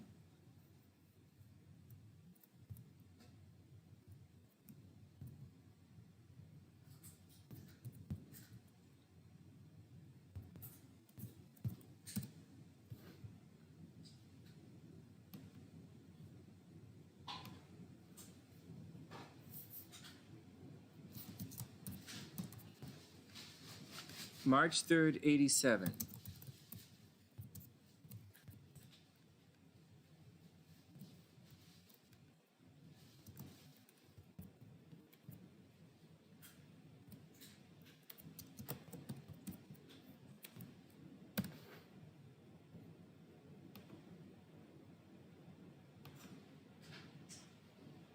All right, TF, I got it right here. Oh, there we go. Hold on, one sec. One sec. You're 11:45 a.m.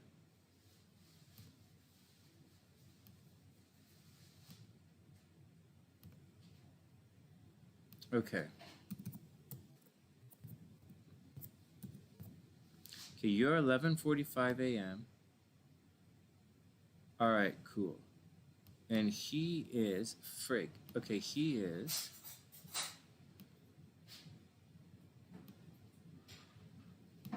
9:20 p.m.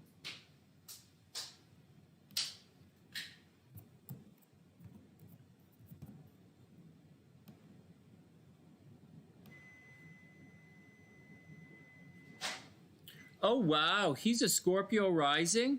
Oh wow, look at this guy's chart. Oh wow, he's a homebody. Okay, he's gonna make work from home. Hold on. Let a homebody. Which should we look at first? TF, let's look at your chart first. Let's see. Oh wow, you're gonna be successful. Let's start with TF's chart, but we're not gonna overly stress it out. But we're just going to clean it up a little bit. Because we had the wrong birth times, we're going to clean things up a little bit. So everybody be cool. It's okay. It's okay. I like looking at the charts. It's okay. Here we go. All right, TF, this is your chart. So just a little rundown on TF's chart before we do our thing, before we do the compatibility. And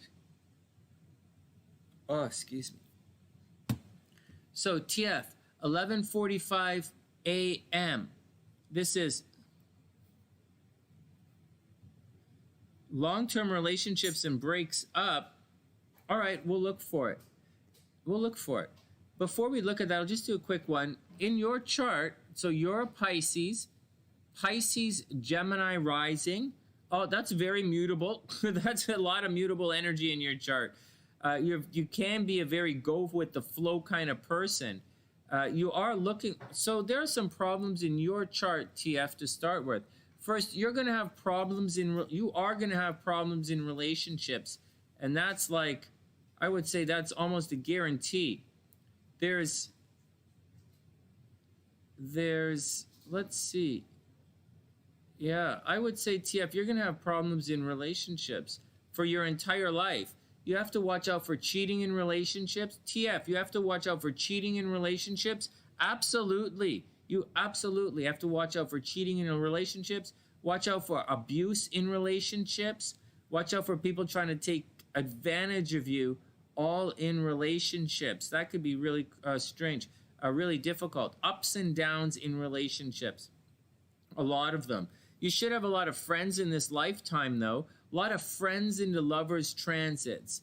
You're also competitive with your friends, but that's neither here nor there. It's a, it looks like you're gonna, friends first in relationships with you, but you're definitely a friends into lovers kind of person. You could be very popular on social media. You could be really famous if you wanted. You should be, TF, you should be very successful. But relationships absolutely hold problems for you.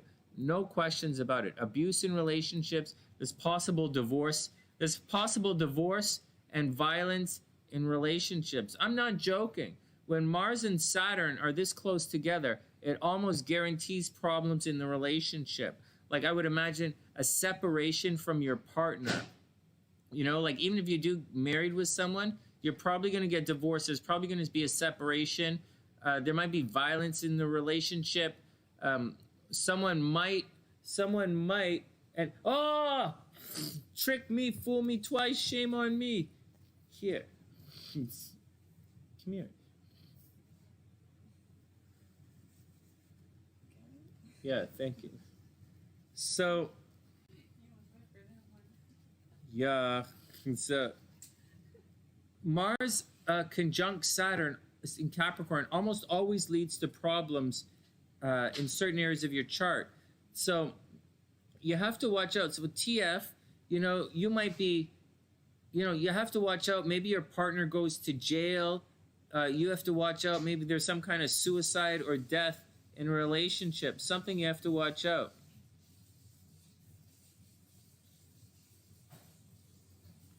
So that's the action, right? It's all of the above, right? That's horrible. That's horrible. You don't want to hear about abuse in relationships. You don't want to hear about people getting divorced. But TF, that's the action. All right, let's move on to the two of you. Let's wait before I do that. Let's look at his chart for a second. And you said he has a pattern, right? So let's check out his pattern.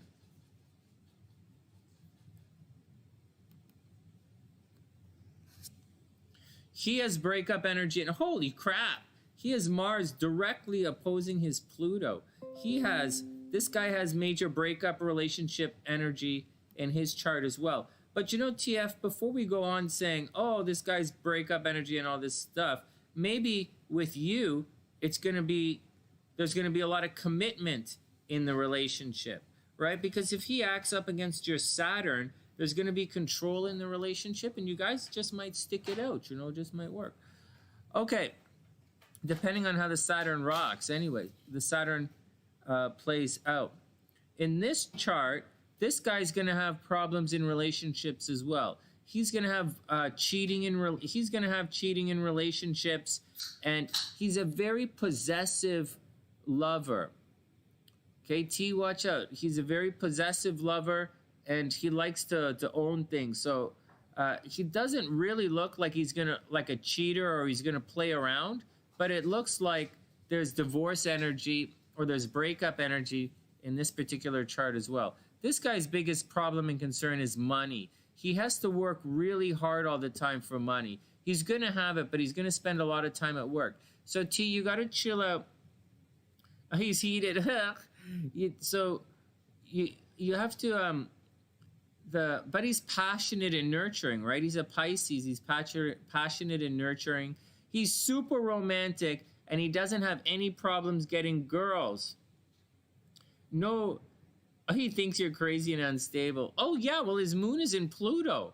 No, sorry, his moon is in Taurus. He probably talks slowly. He probably speaks slowly. He probably moves slowly. He's probably dreamy.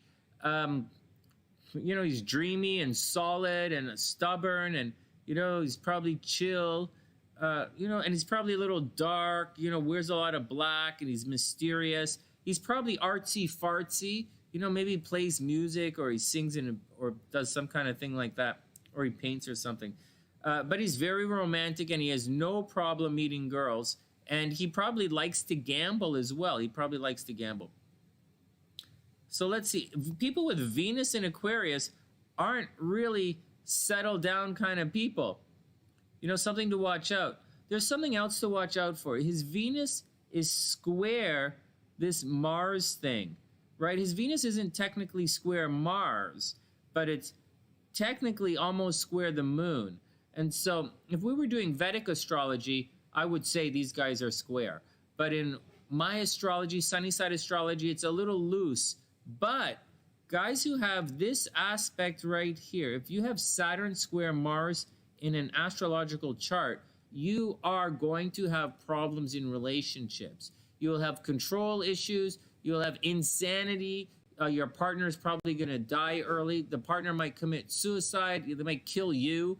You know, someone who has Mars square Venus like this in an astrological chart, their natal chart, these guys are in for a rough ride in relationships. It's also in Aquarius, and we know Venus in Aquarius is like for everybody. And so that's the deal. So right off the bat, watch out for this guy in relationships. This guy can probably be a little abusive. But at the same time, he's super nurturing. But so what? You like what you like. Let's go see how you guys line up together.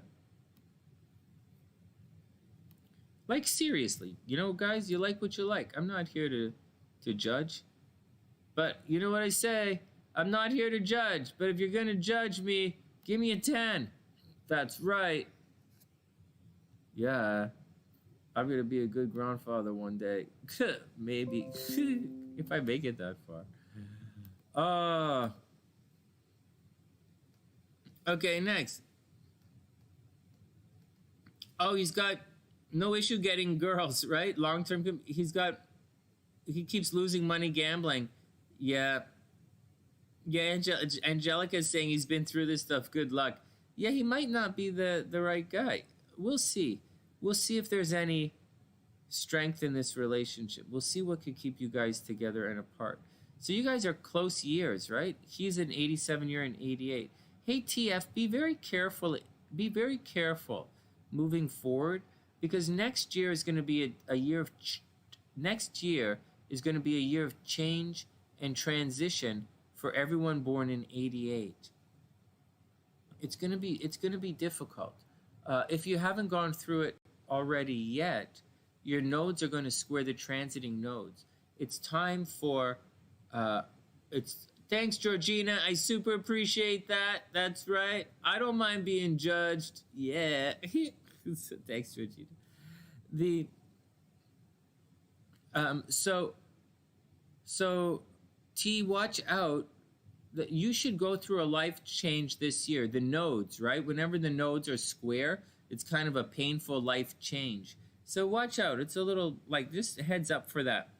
Anything else that you have to be aware of before we move on? Not really. You're going to be okay. Just watch out for that life change thing. Okay.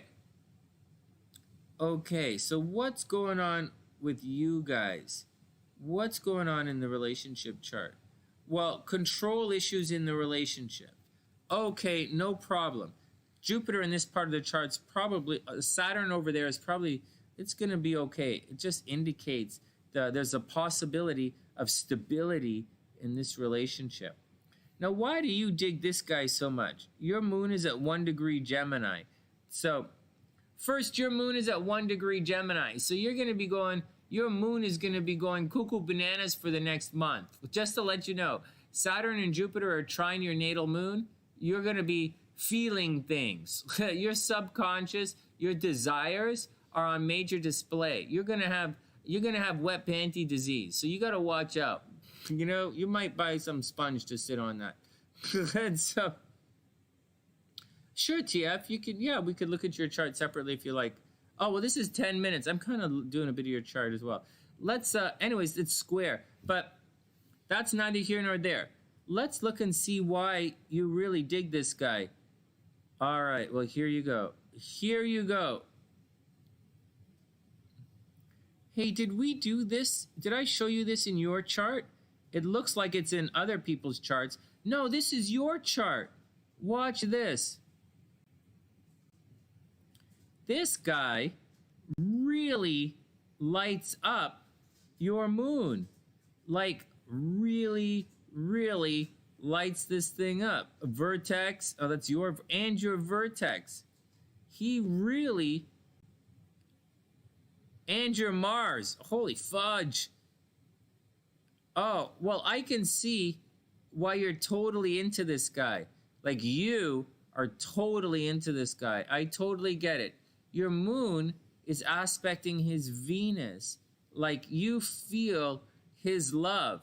Your Mars is here. You're into him sexually. You're into him emotionally.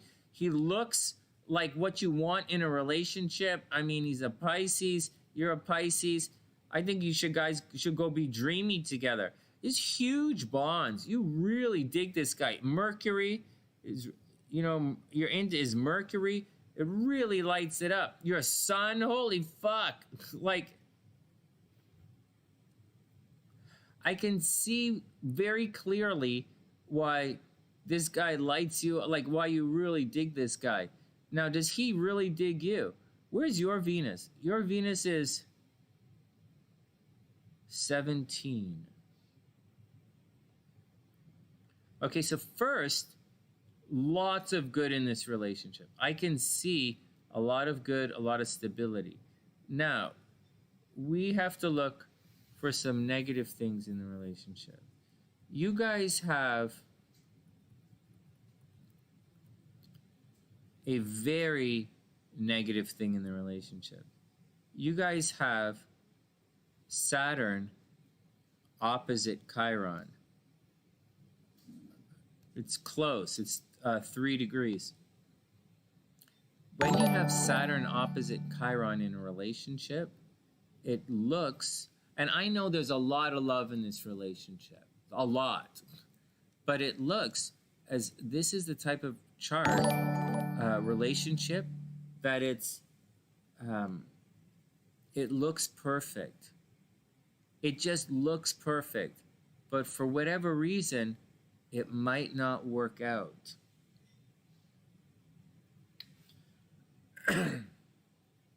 No, I think he's into you. I think he's into you. He's just being a little bit slow because his moon is in Taurus. No, I think he's into you, but he's being slow.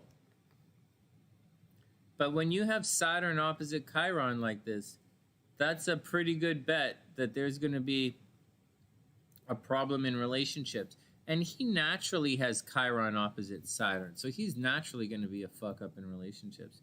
What other anything else here? This is squaring this. This is yours. Yeah, his Saturn squares your midpoint. Hey, TF. Well, 26 degrees doesn't really count. Okay, so 26 degrees doesn't count. Let's try something else. Where's Chiron 15 degrees? 0, like.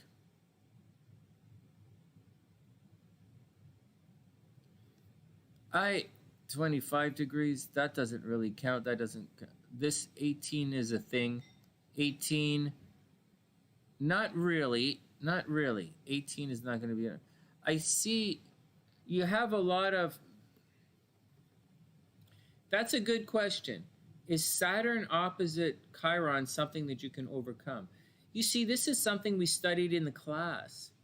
And it's something, not only something we studied in the class, it's something that Kamala Harris and Joe Biden have in their synastry charts. And I've seen it before. It's when you, so I'm going to give you an example. This is good for TF. I'm glad we're looking at something like this. It's for everybody. So T, have heart. This should be a, you should have the potential for, like, there should be a lot of love in this relationship. You just have to watch out. Sometimes it looks like, so once again, imagine Joe Biden and Kamala Harris. Joe Biden and Kamala Harris, they look like the perfect political team. Perfect. But something might get a little fucked up along the way. Keep your eyes open. So T, this might look like it's perfect, but just keep your eyes open for different things. I would see how it goes. For me, I would see how it goes. You're in 1988, so people who are born in 1988 are going through big changes in their life. This is something that might work, and Erica wants to know if there's something that can overcome it. Yeah, she has all the things to overcome it. She has Venus aspecting the moon. Venus-moon connection is love. You can see she's in love. She's going cuckoo bananas for the guy. That's what it feels like. She's got obsessive cuckoo bananas for the guy. And that's great. Just be careful. Just, make sure that you can keep the feelings. And don't worry that he doesn't seem interested. He has cuckoo bananas for you. He's just playing it slow. He's playing it slow. You got to go seduce the bull. If you want to pull the bull, all you got to do is like sit there with them. For a Taurus, you have to sit there with them. Wait, he's not a Taurus. He's a Pisces. He's a Pisces. So guys, go get drunk and cut yourself, and then you'll bond at the hospital, and you guys will like bond in the ambulance. That's how you get a Pisces. Wait, you are a Pisces. You know that. Oh, well then go for it. Go for it, T. Go for it. There's so much love in this relationship. Go for it. There's only one. I only see one negative aspect. Only one. But it's the one that I look for. So, because it's the most powerful negative aspect there is. So, be cool. But I say go for it. Just like that chart. Just like the Scorpio and Aquarius that are married, the SunnySiders charts that I was reading, that's Scorpio and Aquarius. They got to figure out how to make it work. And they do. It takes sacrifices on both sides. So for this one, so T, you're gonna have to make, you guys are both gonna have to make sacrifices, but it might, there's so much love in the charts, it might work. But that's what I see.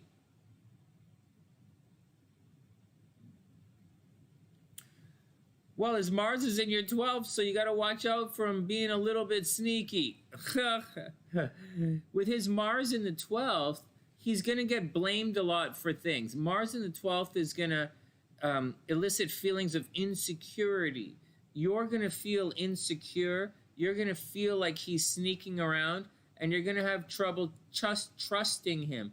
Hey, Just Me, I hope you're having a wonderful day. And hey, Roxanne, what's up? That's what it looks like. It's Mars in the 12th, getting blamed for Mars in the 12th, getting blamed for things you didn't do. It means you're not going to trust him. But it's all right. All right, that's 20 minutes. That's way too long. Way too long. But T, I say you go for it. I really see so much love in this relationship. I think you should go for it. And don't worry about that other stuff. But if you're feeling insecure, then, don't get trapped. Just make sure he treats you nice. If he doesn't treat you nice, then move on, because he's not going to change. This relationship's not going to change.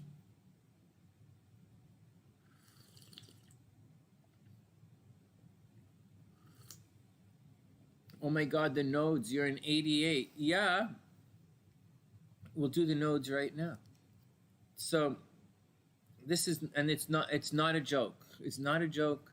The nodes are the squared nodes are really fucking people up, and it's serious. It's like it's a thing. It's a serious thing. Guys are getting fucked up. So be very careful. Where are the nodes? 19, 24 degrees. So here we go. So let's see what's going on. Can you guys see this? No. Okay. Let me fix this.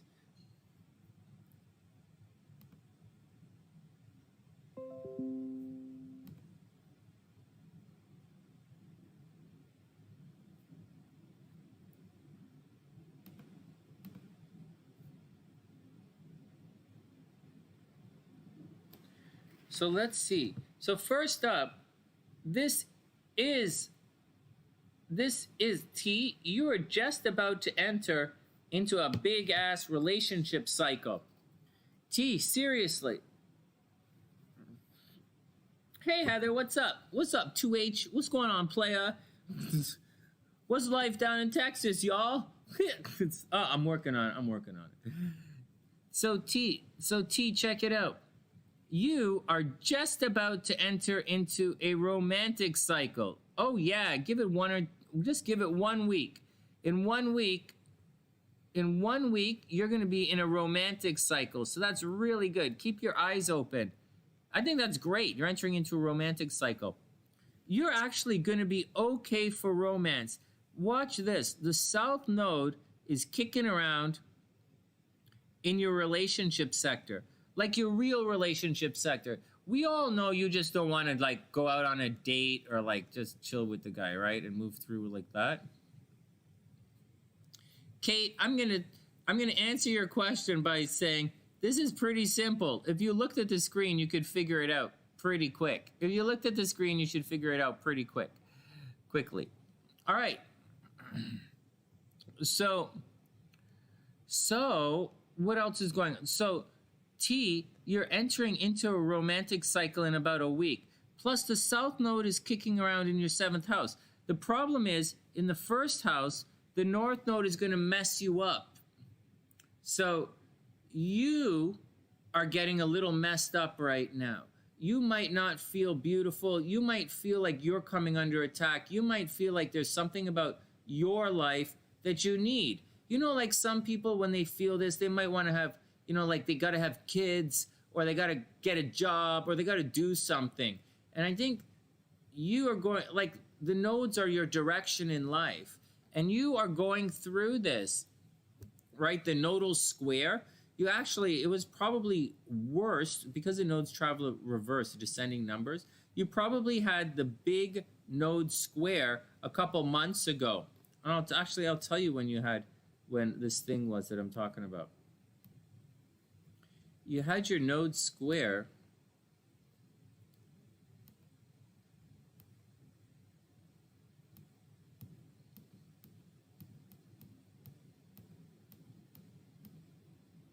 in September. So right around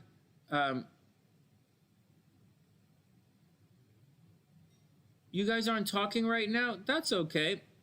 July-ish, right? Yeah, July-ish. There you go. Are we looking at the same charts? Oh, this is the screen. So back. Let's show you if this does its thing. I'm going the wrong way. Hold up, pushing the wrong button. There you go. There you go. There you go. One sec.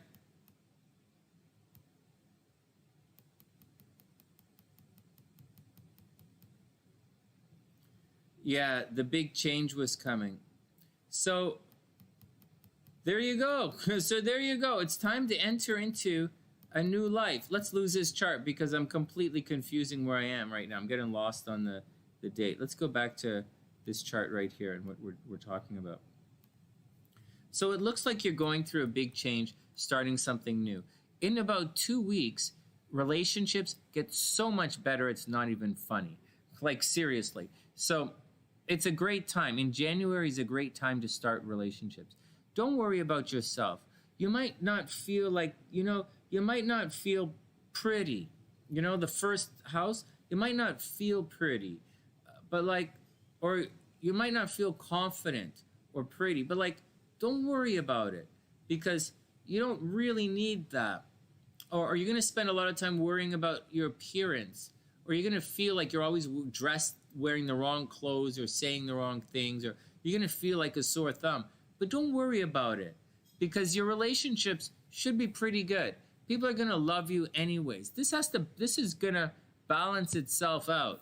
So, but so don't worry about it. If you're looking for love, be with love and let your partner spruce you up a bit. Don't get jealous. Don't worry about it. All right, what else is going on? Watch out for money. Obviously, watch out for money. Watch out for money. A million times, watch out for money. And watch out for people stealing your money. Seriously, really, watch out. But all of this stuff is about to creep over as well. So when this stuff creeps over, it looks like it's time to go back to school. Oh no, what happened? How did you get deleted? What'd you say? Oh, .pretty. I thought it was a URL.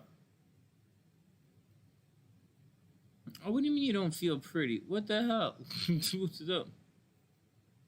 What's the tough part? Oh, is the tough part over? Let's see. Let's see. Is the tough part over? That's the question. You have such a unique, such a spread here in the chart. Is the tough part over? Yes. Yes.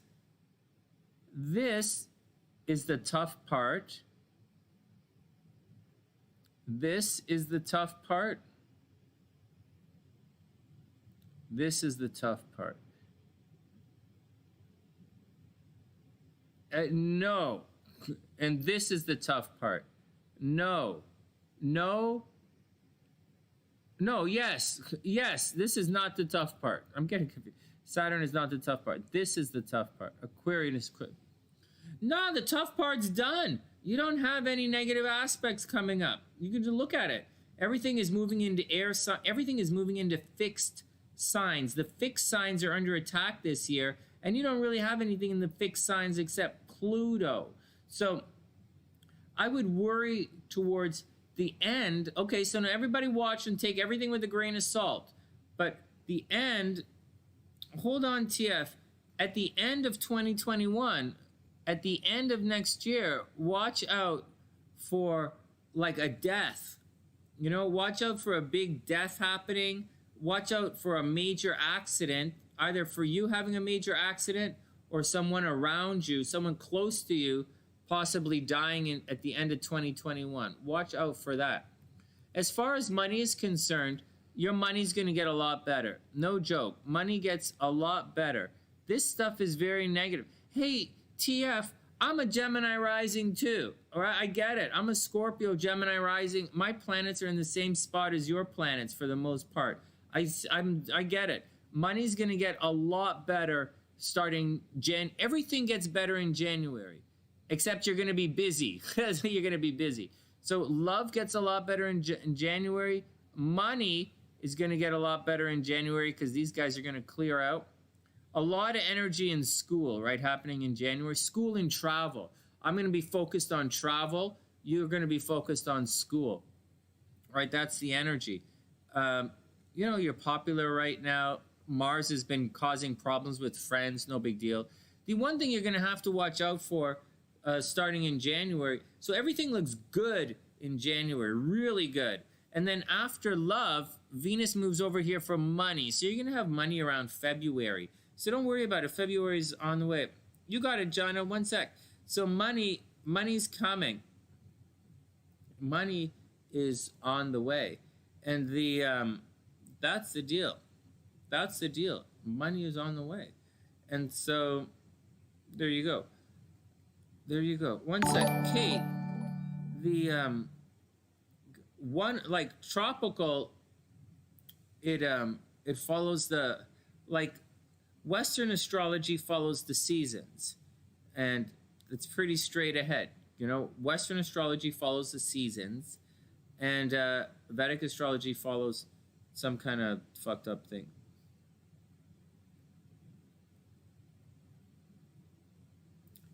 No, I'll look into his chart. I'll look into his chart again. Sure, go ahead. Yeah, throw it up. $25 and I'll look into his chart again.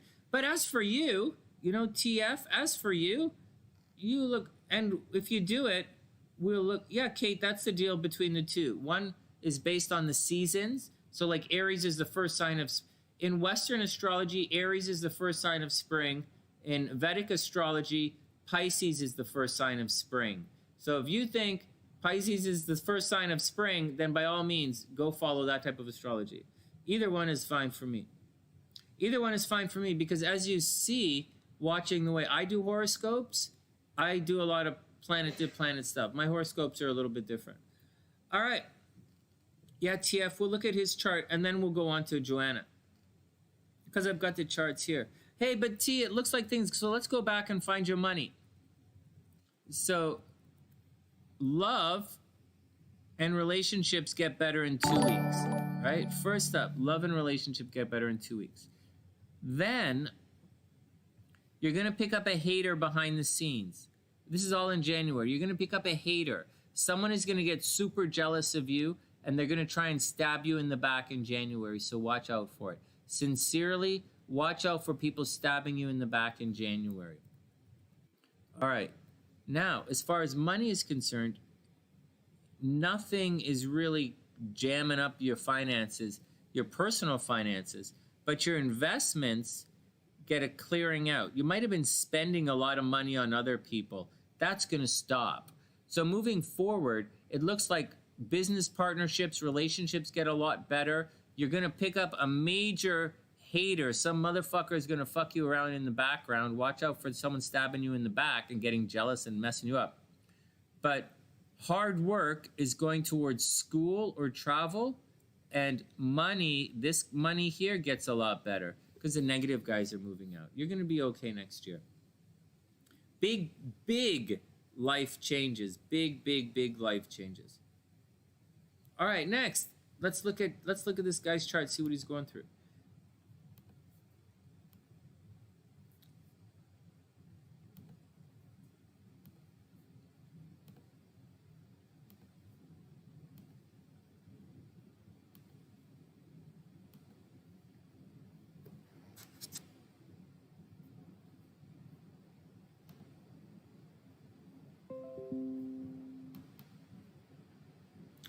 Yeah, you follow whatever you do. Like when you really learn to read astrology, you don't get preoccupied with things like sidereal and tropical. And to be quite honest, the people who study astrology with me, oh, I'll show you why they hate you. Sure. You're gonna whoa, TF, whoa. Nobody hates you. Nobody hates you.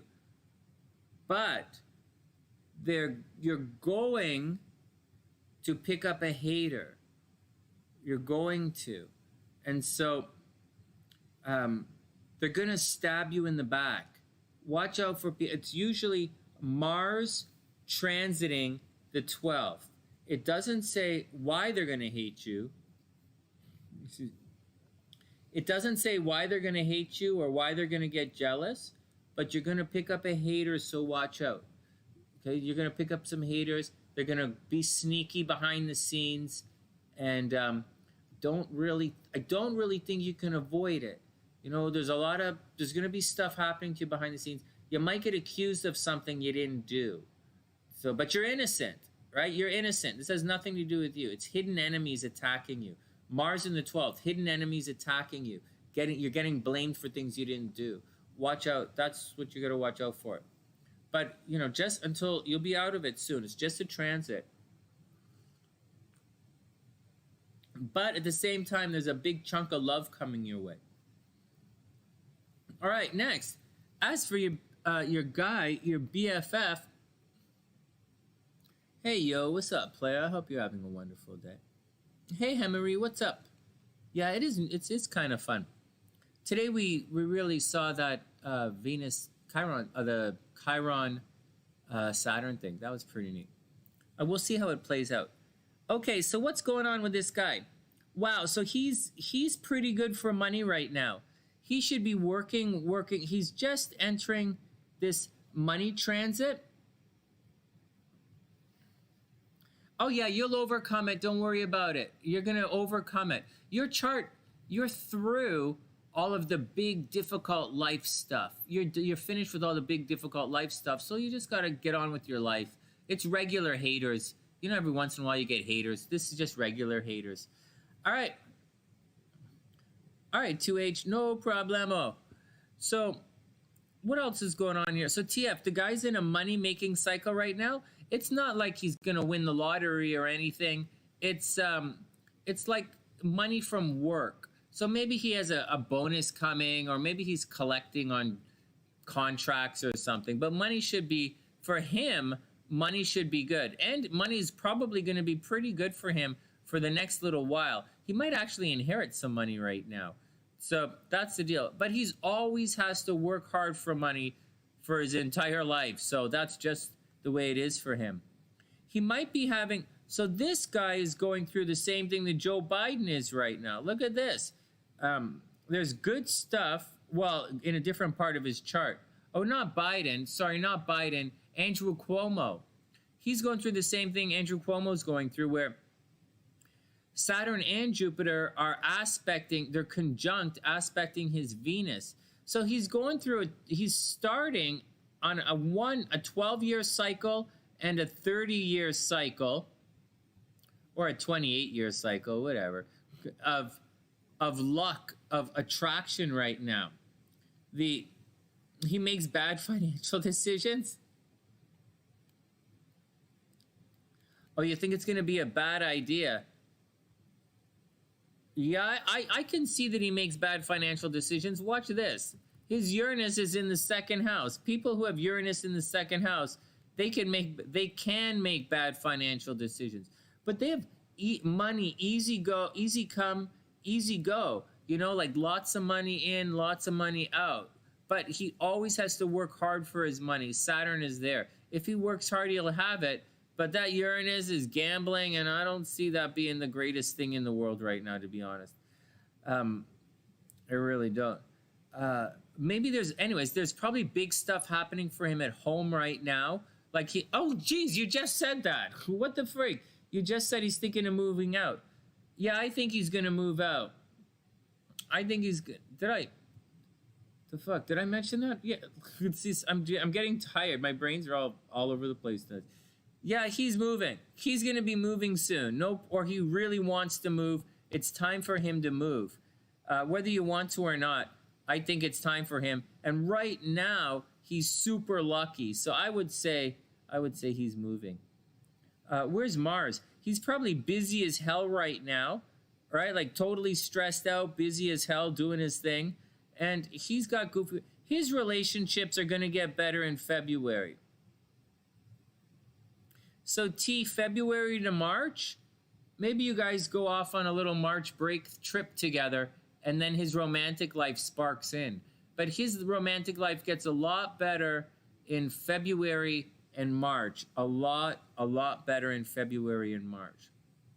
Is that cool? And that's the gist of his chart. Any mental stuff happening to him? His moon is under attack right now. He's going to be moody for the next little while. Hey, T, be careful. The guy's going to be super moody for the next little while. Saturn is going to square his moon until February. He's going to be stressed out until February. Well, he's stressed out right now, and his relationships are screwy, but his life gets a lot better in February. In February, his moon's not going to be stressed out. In February, Uranus is going to go direct, and Mars is pumping action in there, and Venus is going to be down here. He's going to have full pockets. His life gets a lot better in February. February. Right now, he's going to have to tough it out. He's probably under a tremendous amount of stress right now. Oh, and there's a possibility that in April, he actually injures himself. And so, it's really funny. But it's going to be okay. He's got some decisions to make. He doesn't have, it's not a major life transformation for this guy, but maybe it is. Where's his, no, he's fine. It's not a major life transformation for this guy. Next year, not 2022 is going to be a life transformation, you know, but for now, he's just got to tough it out. It is. That's what I'm talking. Hey, TF, that's what I'm talking about. That's what I'm talking about the Uranus. The Uranus isn't going into his seventh. It is in his seventh. It's retrograde and it's set in the seventh house, and it's all cuckoo bananas. But soon, Uranus is going to go direct, and then his relationships are going to get a lot better. That's what I mean. That's what I mean. So T, just tough it out, you know? He's under a lot of stress. He's probably not... You guys are both Pisces, right? So, T, he's stressed out. You know, he's stressed out. So go be beautiful. You know, go be cool for each other. And, you know, you got to respect his Taurus moon is really slow. So you got to work on it. All right, next. Thanks, T. I super appreciate it. I think it's going to be okay. You guys just stressed out. Give it both February. It's all going to get better in February. All right, let me pull up Jonah's chart. Jonah's way up here.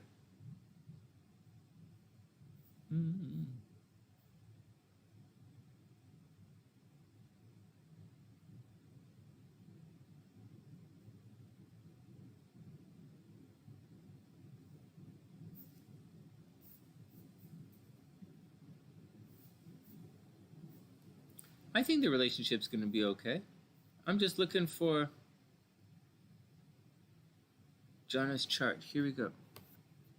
Yeah, go ahead. Ask a general question. No way.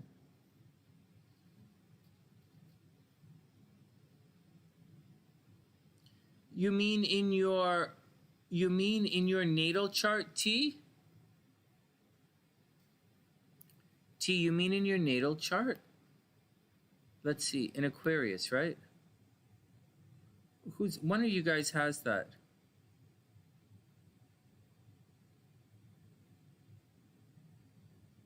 You mean transiting? I don't see it. In your chart. Oh, I see it. I see it in your chart. All right. Well, Mercury in Aquarius, well, it's stationary direct. And so it does mean communication problems. So it does mean, it's up here. It's up here, guys.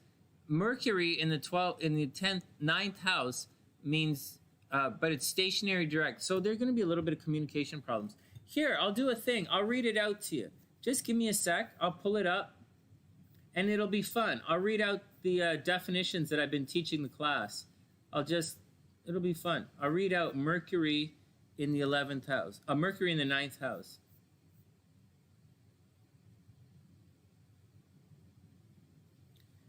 Yeah, it's probably going to give you weird opinions. It's in Aquarius. It means you like to go to school, you like to travel, you have worldly views, worldly aspirations. You're big picture thinker. Here, I'll read it to you. Just chill out. I'll chill out. It's right here. Mercury in the 9th. So Mercury in the 9th, it's someone who they can be religious, right? 9th house is religious. Obviously, Mercury in the 9th is intellectual. There's a lot of Vedic and Tantric education, right? Vedic and Tantric education in the 9th. It brings fame to the family. You could be adventurous, famous, shuts the mouth of wicked people, so you're really good at telling people off. You're very good orator, very good speaker. Helps others. You're research-oriented, very interested in new things. When Saturn is transiting it, so when Saturn is transiting, you have to watch out for the death of one of your parents, and Saturn's going to transit next year. So watch out for it, TF. When Saturn transits Mercury in the 9th house, there's a potential for the death of one of your parents. So be careful, because that's happening in 2021 for you. Hey, Ethan, what's up? That's funny. That's nothing, man. Imagine if it was like a sofa. Can you imagine? A stool is one thing. Imagine if it was a sofa. That was funny. Can you imagine having a sofa in your colon? It must be difficult for you to speak. Okay, next. Editor. It says you can be an editor, a writer, teacher, a poet, interested in learning music, an astrologer, always adopts the path of religion. You're very lucky, and a dominating nature. You have to watch out for the health of your mother. It says you can be wealthy. Is it with Venus? Not really. It's with Pluto. Okay. In a female horoscope, religious, intelligent, long life, polite, famous, clever, good deeds, beloved by the husband. Well, there you go. So these are the general stuff. These are the general stuff. It's pretty good. It's all cool. Mercury in the 9th house is good. Don't worry that it's stationary direct. In Aquarius, it's going to make you a little quirky, outside of the box ideas, or it's going to make you very inventive. Right, T? It's going to make you inventive. It's going to have you very... I look at Aquarian energy as inventors of the zodiac. It's pretty cool, actually. Two things. They're inventors, and they're fun. And they're like the Sagittarians of the air signs. They're big and fun. Or they're like Cancer of the air signs. Like Cancer is a jokey. Believe it or not, Cancer is the fun water sign. Can you believe that? Oh my God, man. Yeah, Cancer is the fun water sign. Hey, you're a Pisces. You know what I'm talking about. Cancer is the jokey ones. And Aquarius is fun. You know, they're the fun fun air sign. Sagittarius is the fun fire sign. There are no fun earth signs. They're all pretty boring. All right, next. I like earth signs, by the way. I have no earth in my chart, and I like earth signs. So, okay, one sec. Let me pull up Jonah's chart here. It's my pleasure, TF. I super appreciate it. And when you want to sit down on Skype or sit down on Google Hangouts, I'm here for you as well for a personal reading, you know, and we'll sit down for an hour and answer all your questions. Yeah. You probably are fun. Well, you're probably sharp-witted, right? You're definitely fun. Okay, Joanna's up. Hey, Joanna, is this your chart? Angelica. Well, Angelica's definitely an Aquarius. You know, she looks on the bright side. Gabrielle is like, hey, what are you talking about? Pisces moons don't count. Pisces moons don't count. Just, you're welcome, TF.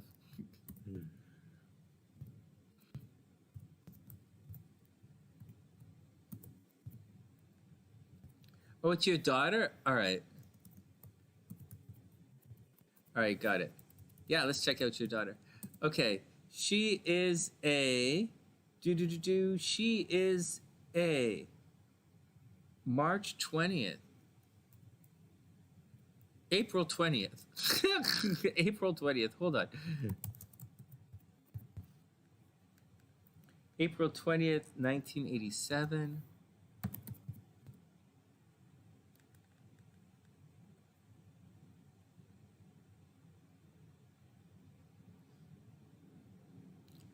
Well, you don't have to attack the water. I don't attack earth signs. You don't have to attack what you don't have. That's a little, you don't have to. It means in earth signs, without any earth in your chart, it means there's a disconnect from tangible things. And I have a disconnect from tangible things. I do things, it's very easy for me to do a lot of stuff. And I'm very good at passing through things. I don't have a lot of earth to hold me down. And so I'm pretty good in that way. If there's no water in your chart, then you're gonna lack, you're probably gonna lack empathy. You're probably gonna lack empathy, and you're probably gonna be able to justify things quite rationally without water in your chart. You could be quite rational, I would imagine. All right, Huntington Beach, California. Oh no, time, 6:41 p.m.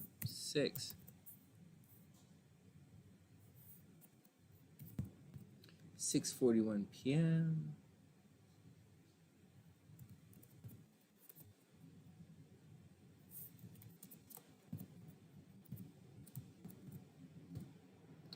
Huntington Beach, CA.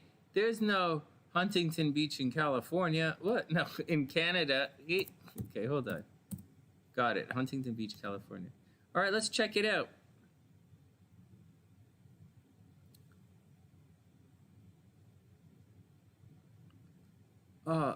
This is an interesting chart. So, Jonah, she's going to have to watch out. 420 is a great birthday. Hitler's birthday? Oh, March 4th? What was that? March 4th you guys are talking about? Hitler's birthday? Oh, yeah, March 4th. Right? Or no, wait, I don't know. So, May 4th? Isn't Hitler a Taurus? April 20th, this is a good birthday. This is right around, a lot of Sunnysiders have their birthday around this time. A lot of them. This chart changes, right? On leap years, every 4 years, this girl is I would imagine every 4 years she's a Gemini. and she gets confused, and she's wondering, she probably walks around wondering what her birth sign is. Seriously, every 4 years, she probably thinks she's a Gemini, and she wonders what the fuck is going on. And so, yeah, April 20th. Sorry. Yeah. No, sorry. Aries. Sorry. Every 4 years, she probably walks around thinking she's an Aries and wonders what. Oh, no. Fuck. My brain's all over the place. She's probably fine. The leap year, I think the leap year puts this chart deeper into Taurus. Give me a second. Let me figure this out. Let's just take a look. Let's just take a moment and have a look, and then we'll come back. So let's move this forward one. This is a leap. No, let's move it forward.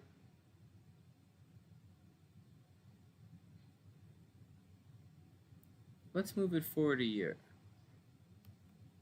and see if it's ever in Gemini. In one. No, see that? It goes deeper into Taurus. It goes to 1 degree. It moves from 0 degree to 1 degree. It moves deeper into Taurus. And then it goes back to 0 degree. Do you guys see that? When it's a leap year, you know, we've got this, you know, goes to 1 degree, and then it goes back to 0 degree. See 0 degree? 0 degree. Then it's going to be 1 again. See that? Do you guys see how it works? Astrology works in a leap year. Anybody know what I'm talking about? All right, next. Let's go back. Let's go back to this chart. Okay.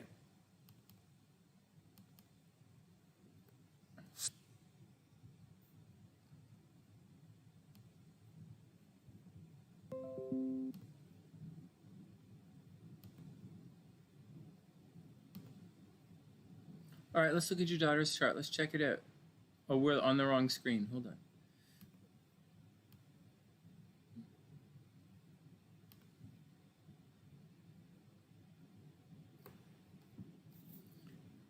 Oh, there's some interesting stuff in her chart that I'm not going to make too many jokes about. I'll be okay. I'll be calm down. All right. So she is a Taurus. Da-na-na. She's a Taurus Libra rising. Oh my goodness. That's a lot of Venus energy in someone's chart. Taurus. That's a lot of Venus energy. So she's probably very girly. You know, she's probably very girly. She's probably a little nerdy too. Her Mars is in Gemini. She's probably, sorry, that's Chiron. Her Mars is in Gemini, so she's probably a little nerdy too. Very curious. She's probably very girly. And, you know, her Venus is in Pisces. She's probably girly, romantic. And, you know, she likes to smell nice. She likes to dress nice. She is 100% a relationship person. This girl probably dreams of romance and dreams of getting married. And she dreams of, like, I do not get the independent vibe from her. Someone who is a Venus, Libra rising with the sun in the 7th house, I don't get the vibe that they're independent. I think she is definitely a relationship kind of person. And she's probably a big cheerleader and cheers people on.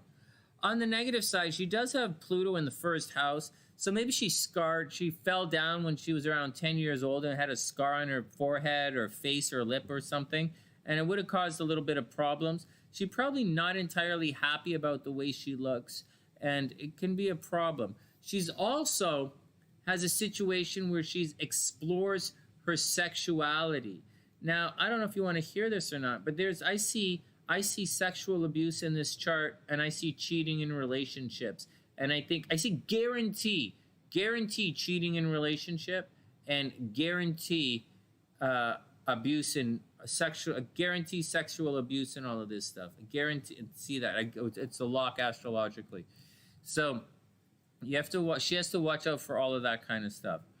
Moving along, Saturn in the 2nd house, she might be a little irresponsible or maybe like over responsible. Tauruses are usually really good with money. They're the most possessive sign in the zodiac. And with Saturn down here in the 2nd house, it means she's going to have to work her ass off for money. work for money, work for money, work for money, work for money. But if she works hard for money, she'll have it. She just has to make sure she gets paid because it's retrograde. So there's a little bit of fuckery going on with her making money she has to watch out for. Way over here, as we're talking about the money axis, Mars over here indicates a number of things. And Mars over here is not a happy camper. She might end up with being some kind of sickness that the doc, Mars in the 8th, you might have it. Mars is the house of death. So, I mean, the 8th house is the house of death and dead money. And so, and sexuality. So with Mars here, guaranteed cheating in relationships. Guarantee she's going to have sexual problems of some sorts. She might, maybe she's, bisexual. Like I would almost take a wild guess that this girl is almost definitely bisexual. And they're going to be sexual problems, relationships. But we're talking about money. She's extremely generous with her money. She probably spends a lot of money on other people, which is really weird because she's a Taurus. Taurus are notoriously tight with their money, but I think your daughter is very generous with her money and she really likes taking care of people.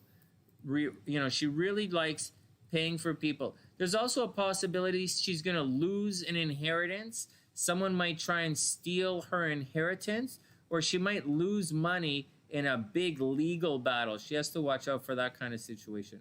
All of that kind of stuff.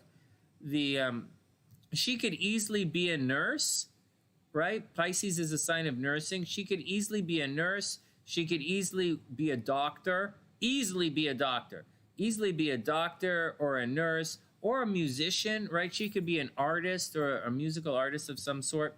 A singer, very easily. Easily she could be a singer. Like Venus is in Pisces. She's a Taurus, Libra. That's a lot of Venus. That's like easily she could be a singer. Okay, what else? Again, she has to watch out for people stealing her money. That's no joke. Watch out for people stealing her money. The moon over here in the 4th house indicates she's probably has a really good relationship with her mom. She really cares about her mom. It's in the Aquarius, so she's an easygoing, bit of a free spirit. She's an easygoing, free spirit. She loves her mom, and she's probably a homebody. If she could work from home, she would absolutely love working from home. That's it. There are a number, I think I put sexual abuse on the exam. She's definitely a hard worker, right? Yeah, they're tight, right? They're definitely tight. She was bit by a dog. What the hell? She was bit by a dog. What the hell? That's funny. She attracts pets. She really, this house. Okay, well, this is where we are now. Anyways, this house is her day-to-day life, right? It's her physical health, and it's her day-to-day life, and it's also pets. Pets. So she probably attracts pets. She probably loves pets, But anyways, with Venus here and Jupiter, Venus, Jupiter, and Mercury, all of this stuff in the 6th house, this is going to light up her 6th house. I would guess she's a health freak. Seriously. But the North Node is here. So she should be a health freak. Watch out. Like she's a skier. Watch out for ski accidents. If she's she might diet all the time. She might end up being a dietitian. She's probably going to end up dating people that she works with, right? Dating people at the office. And that's the deal. Or she's going to start a business with the guy she ends up dating and marrying. But whatever it is, she's got to work or do her day-to-day life with the people she hangs out with every day. That's the deal. But she's a cheerleader, watch out for money. And that's the gist of her chart. Let me go and see what her transits are saying, what's going on with her. I don't think she's going to have it too rough. I think she's out of all the difficult stuff. What was that? Her dad passed at age 7. Yeah, you guys are tight, right? Yep. Her dad passed. Definitely hard worker. Oh, yeah, she's got to work hard. I've been there. I know what it's like to have Saturn in the 2nd house. She's got to work hard. But she's a hard worker anyways. She likes it. I don't, all those planets in the 6th house, she likes it. I think it's her thing. Hard work is her thing. And so she likes to keep herself busy, and I think it's fun for her. Those are pretty good planets to have in the 6th house.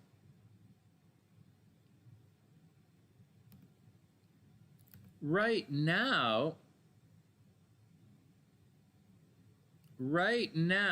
so right now she's a little unlucky in love. Right now she's probably fighting in relationships. Whatever, not such a big deal. Oh, emotionally, she's really upset right now.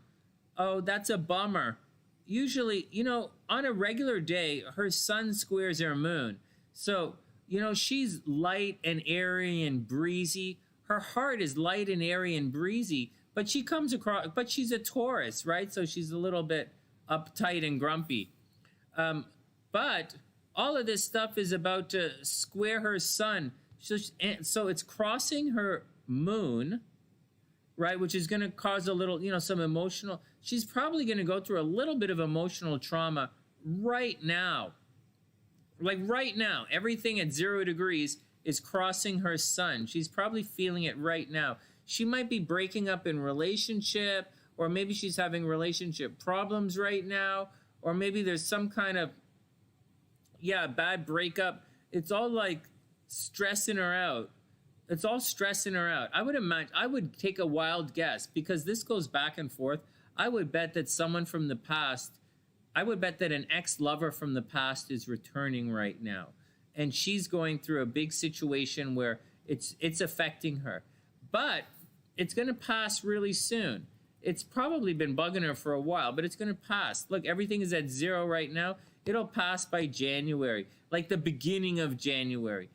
Like the beginning of January. So don't worry about it. It's going to be a stressful situation. She's going to be grumpy until the beginning of January. Anything else going on that we need to watch out for? She has to watch her health this year. Saturn is going to square Pluto later on in the year. Right now it's fine, but it's going to square Pluto, and it's going to cause some problems with her. She's going to have a rough February. February, March, it's going to be difficult for her.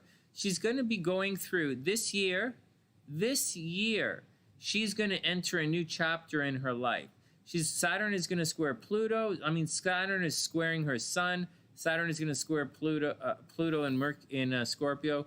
She's going through a new change in her life. February, March is going to be a little tricky, but it's going to be okay. She might get a new job, right? She's got to stay away from him. Oh, she's been in quarantine? Good. Yeah, keep him in quarantine. Oh, yeah, Angelica, anniversary, right? Breakup anniversary, asshole's coming back. Oh, yeah, we all know how that works out. So that's the deal. But on the plus side, money is good right now. Money is really good right now. So let her make as much money as she can, and then don't worry about anything. She might want to move. She might be thinking about moving, and she might be thinking about moving. But aside of that, money's good, thinking about moving. I bet she's having problems with her ex right now. She's having problems with her ex, but I bet soon, and she also has people talking shit about her, right? See how that's behind the sun? People are talking shit about her, but soon she's going to be okay. And I bet you she meets somebody new. Needs a pet. Yeah, she definitely needs a pet. Yeah, she probably needs a pet. But I actually think she's probably going to meet somebody new. As a rescue cat, yeah, totally, right? I could see that. Joanna, I think she's going to meet somebody new. I think it's the same thing. I think when Uranus goes direct, that energy is going to clear up. I think she's in line for someone new. I don't think she's going to meet the guy right now, but I think she's going to meet him January or February. I think she's going to meet the guy. I really do. Things are going to get a lot better for people, and it's going to be crazy.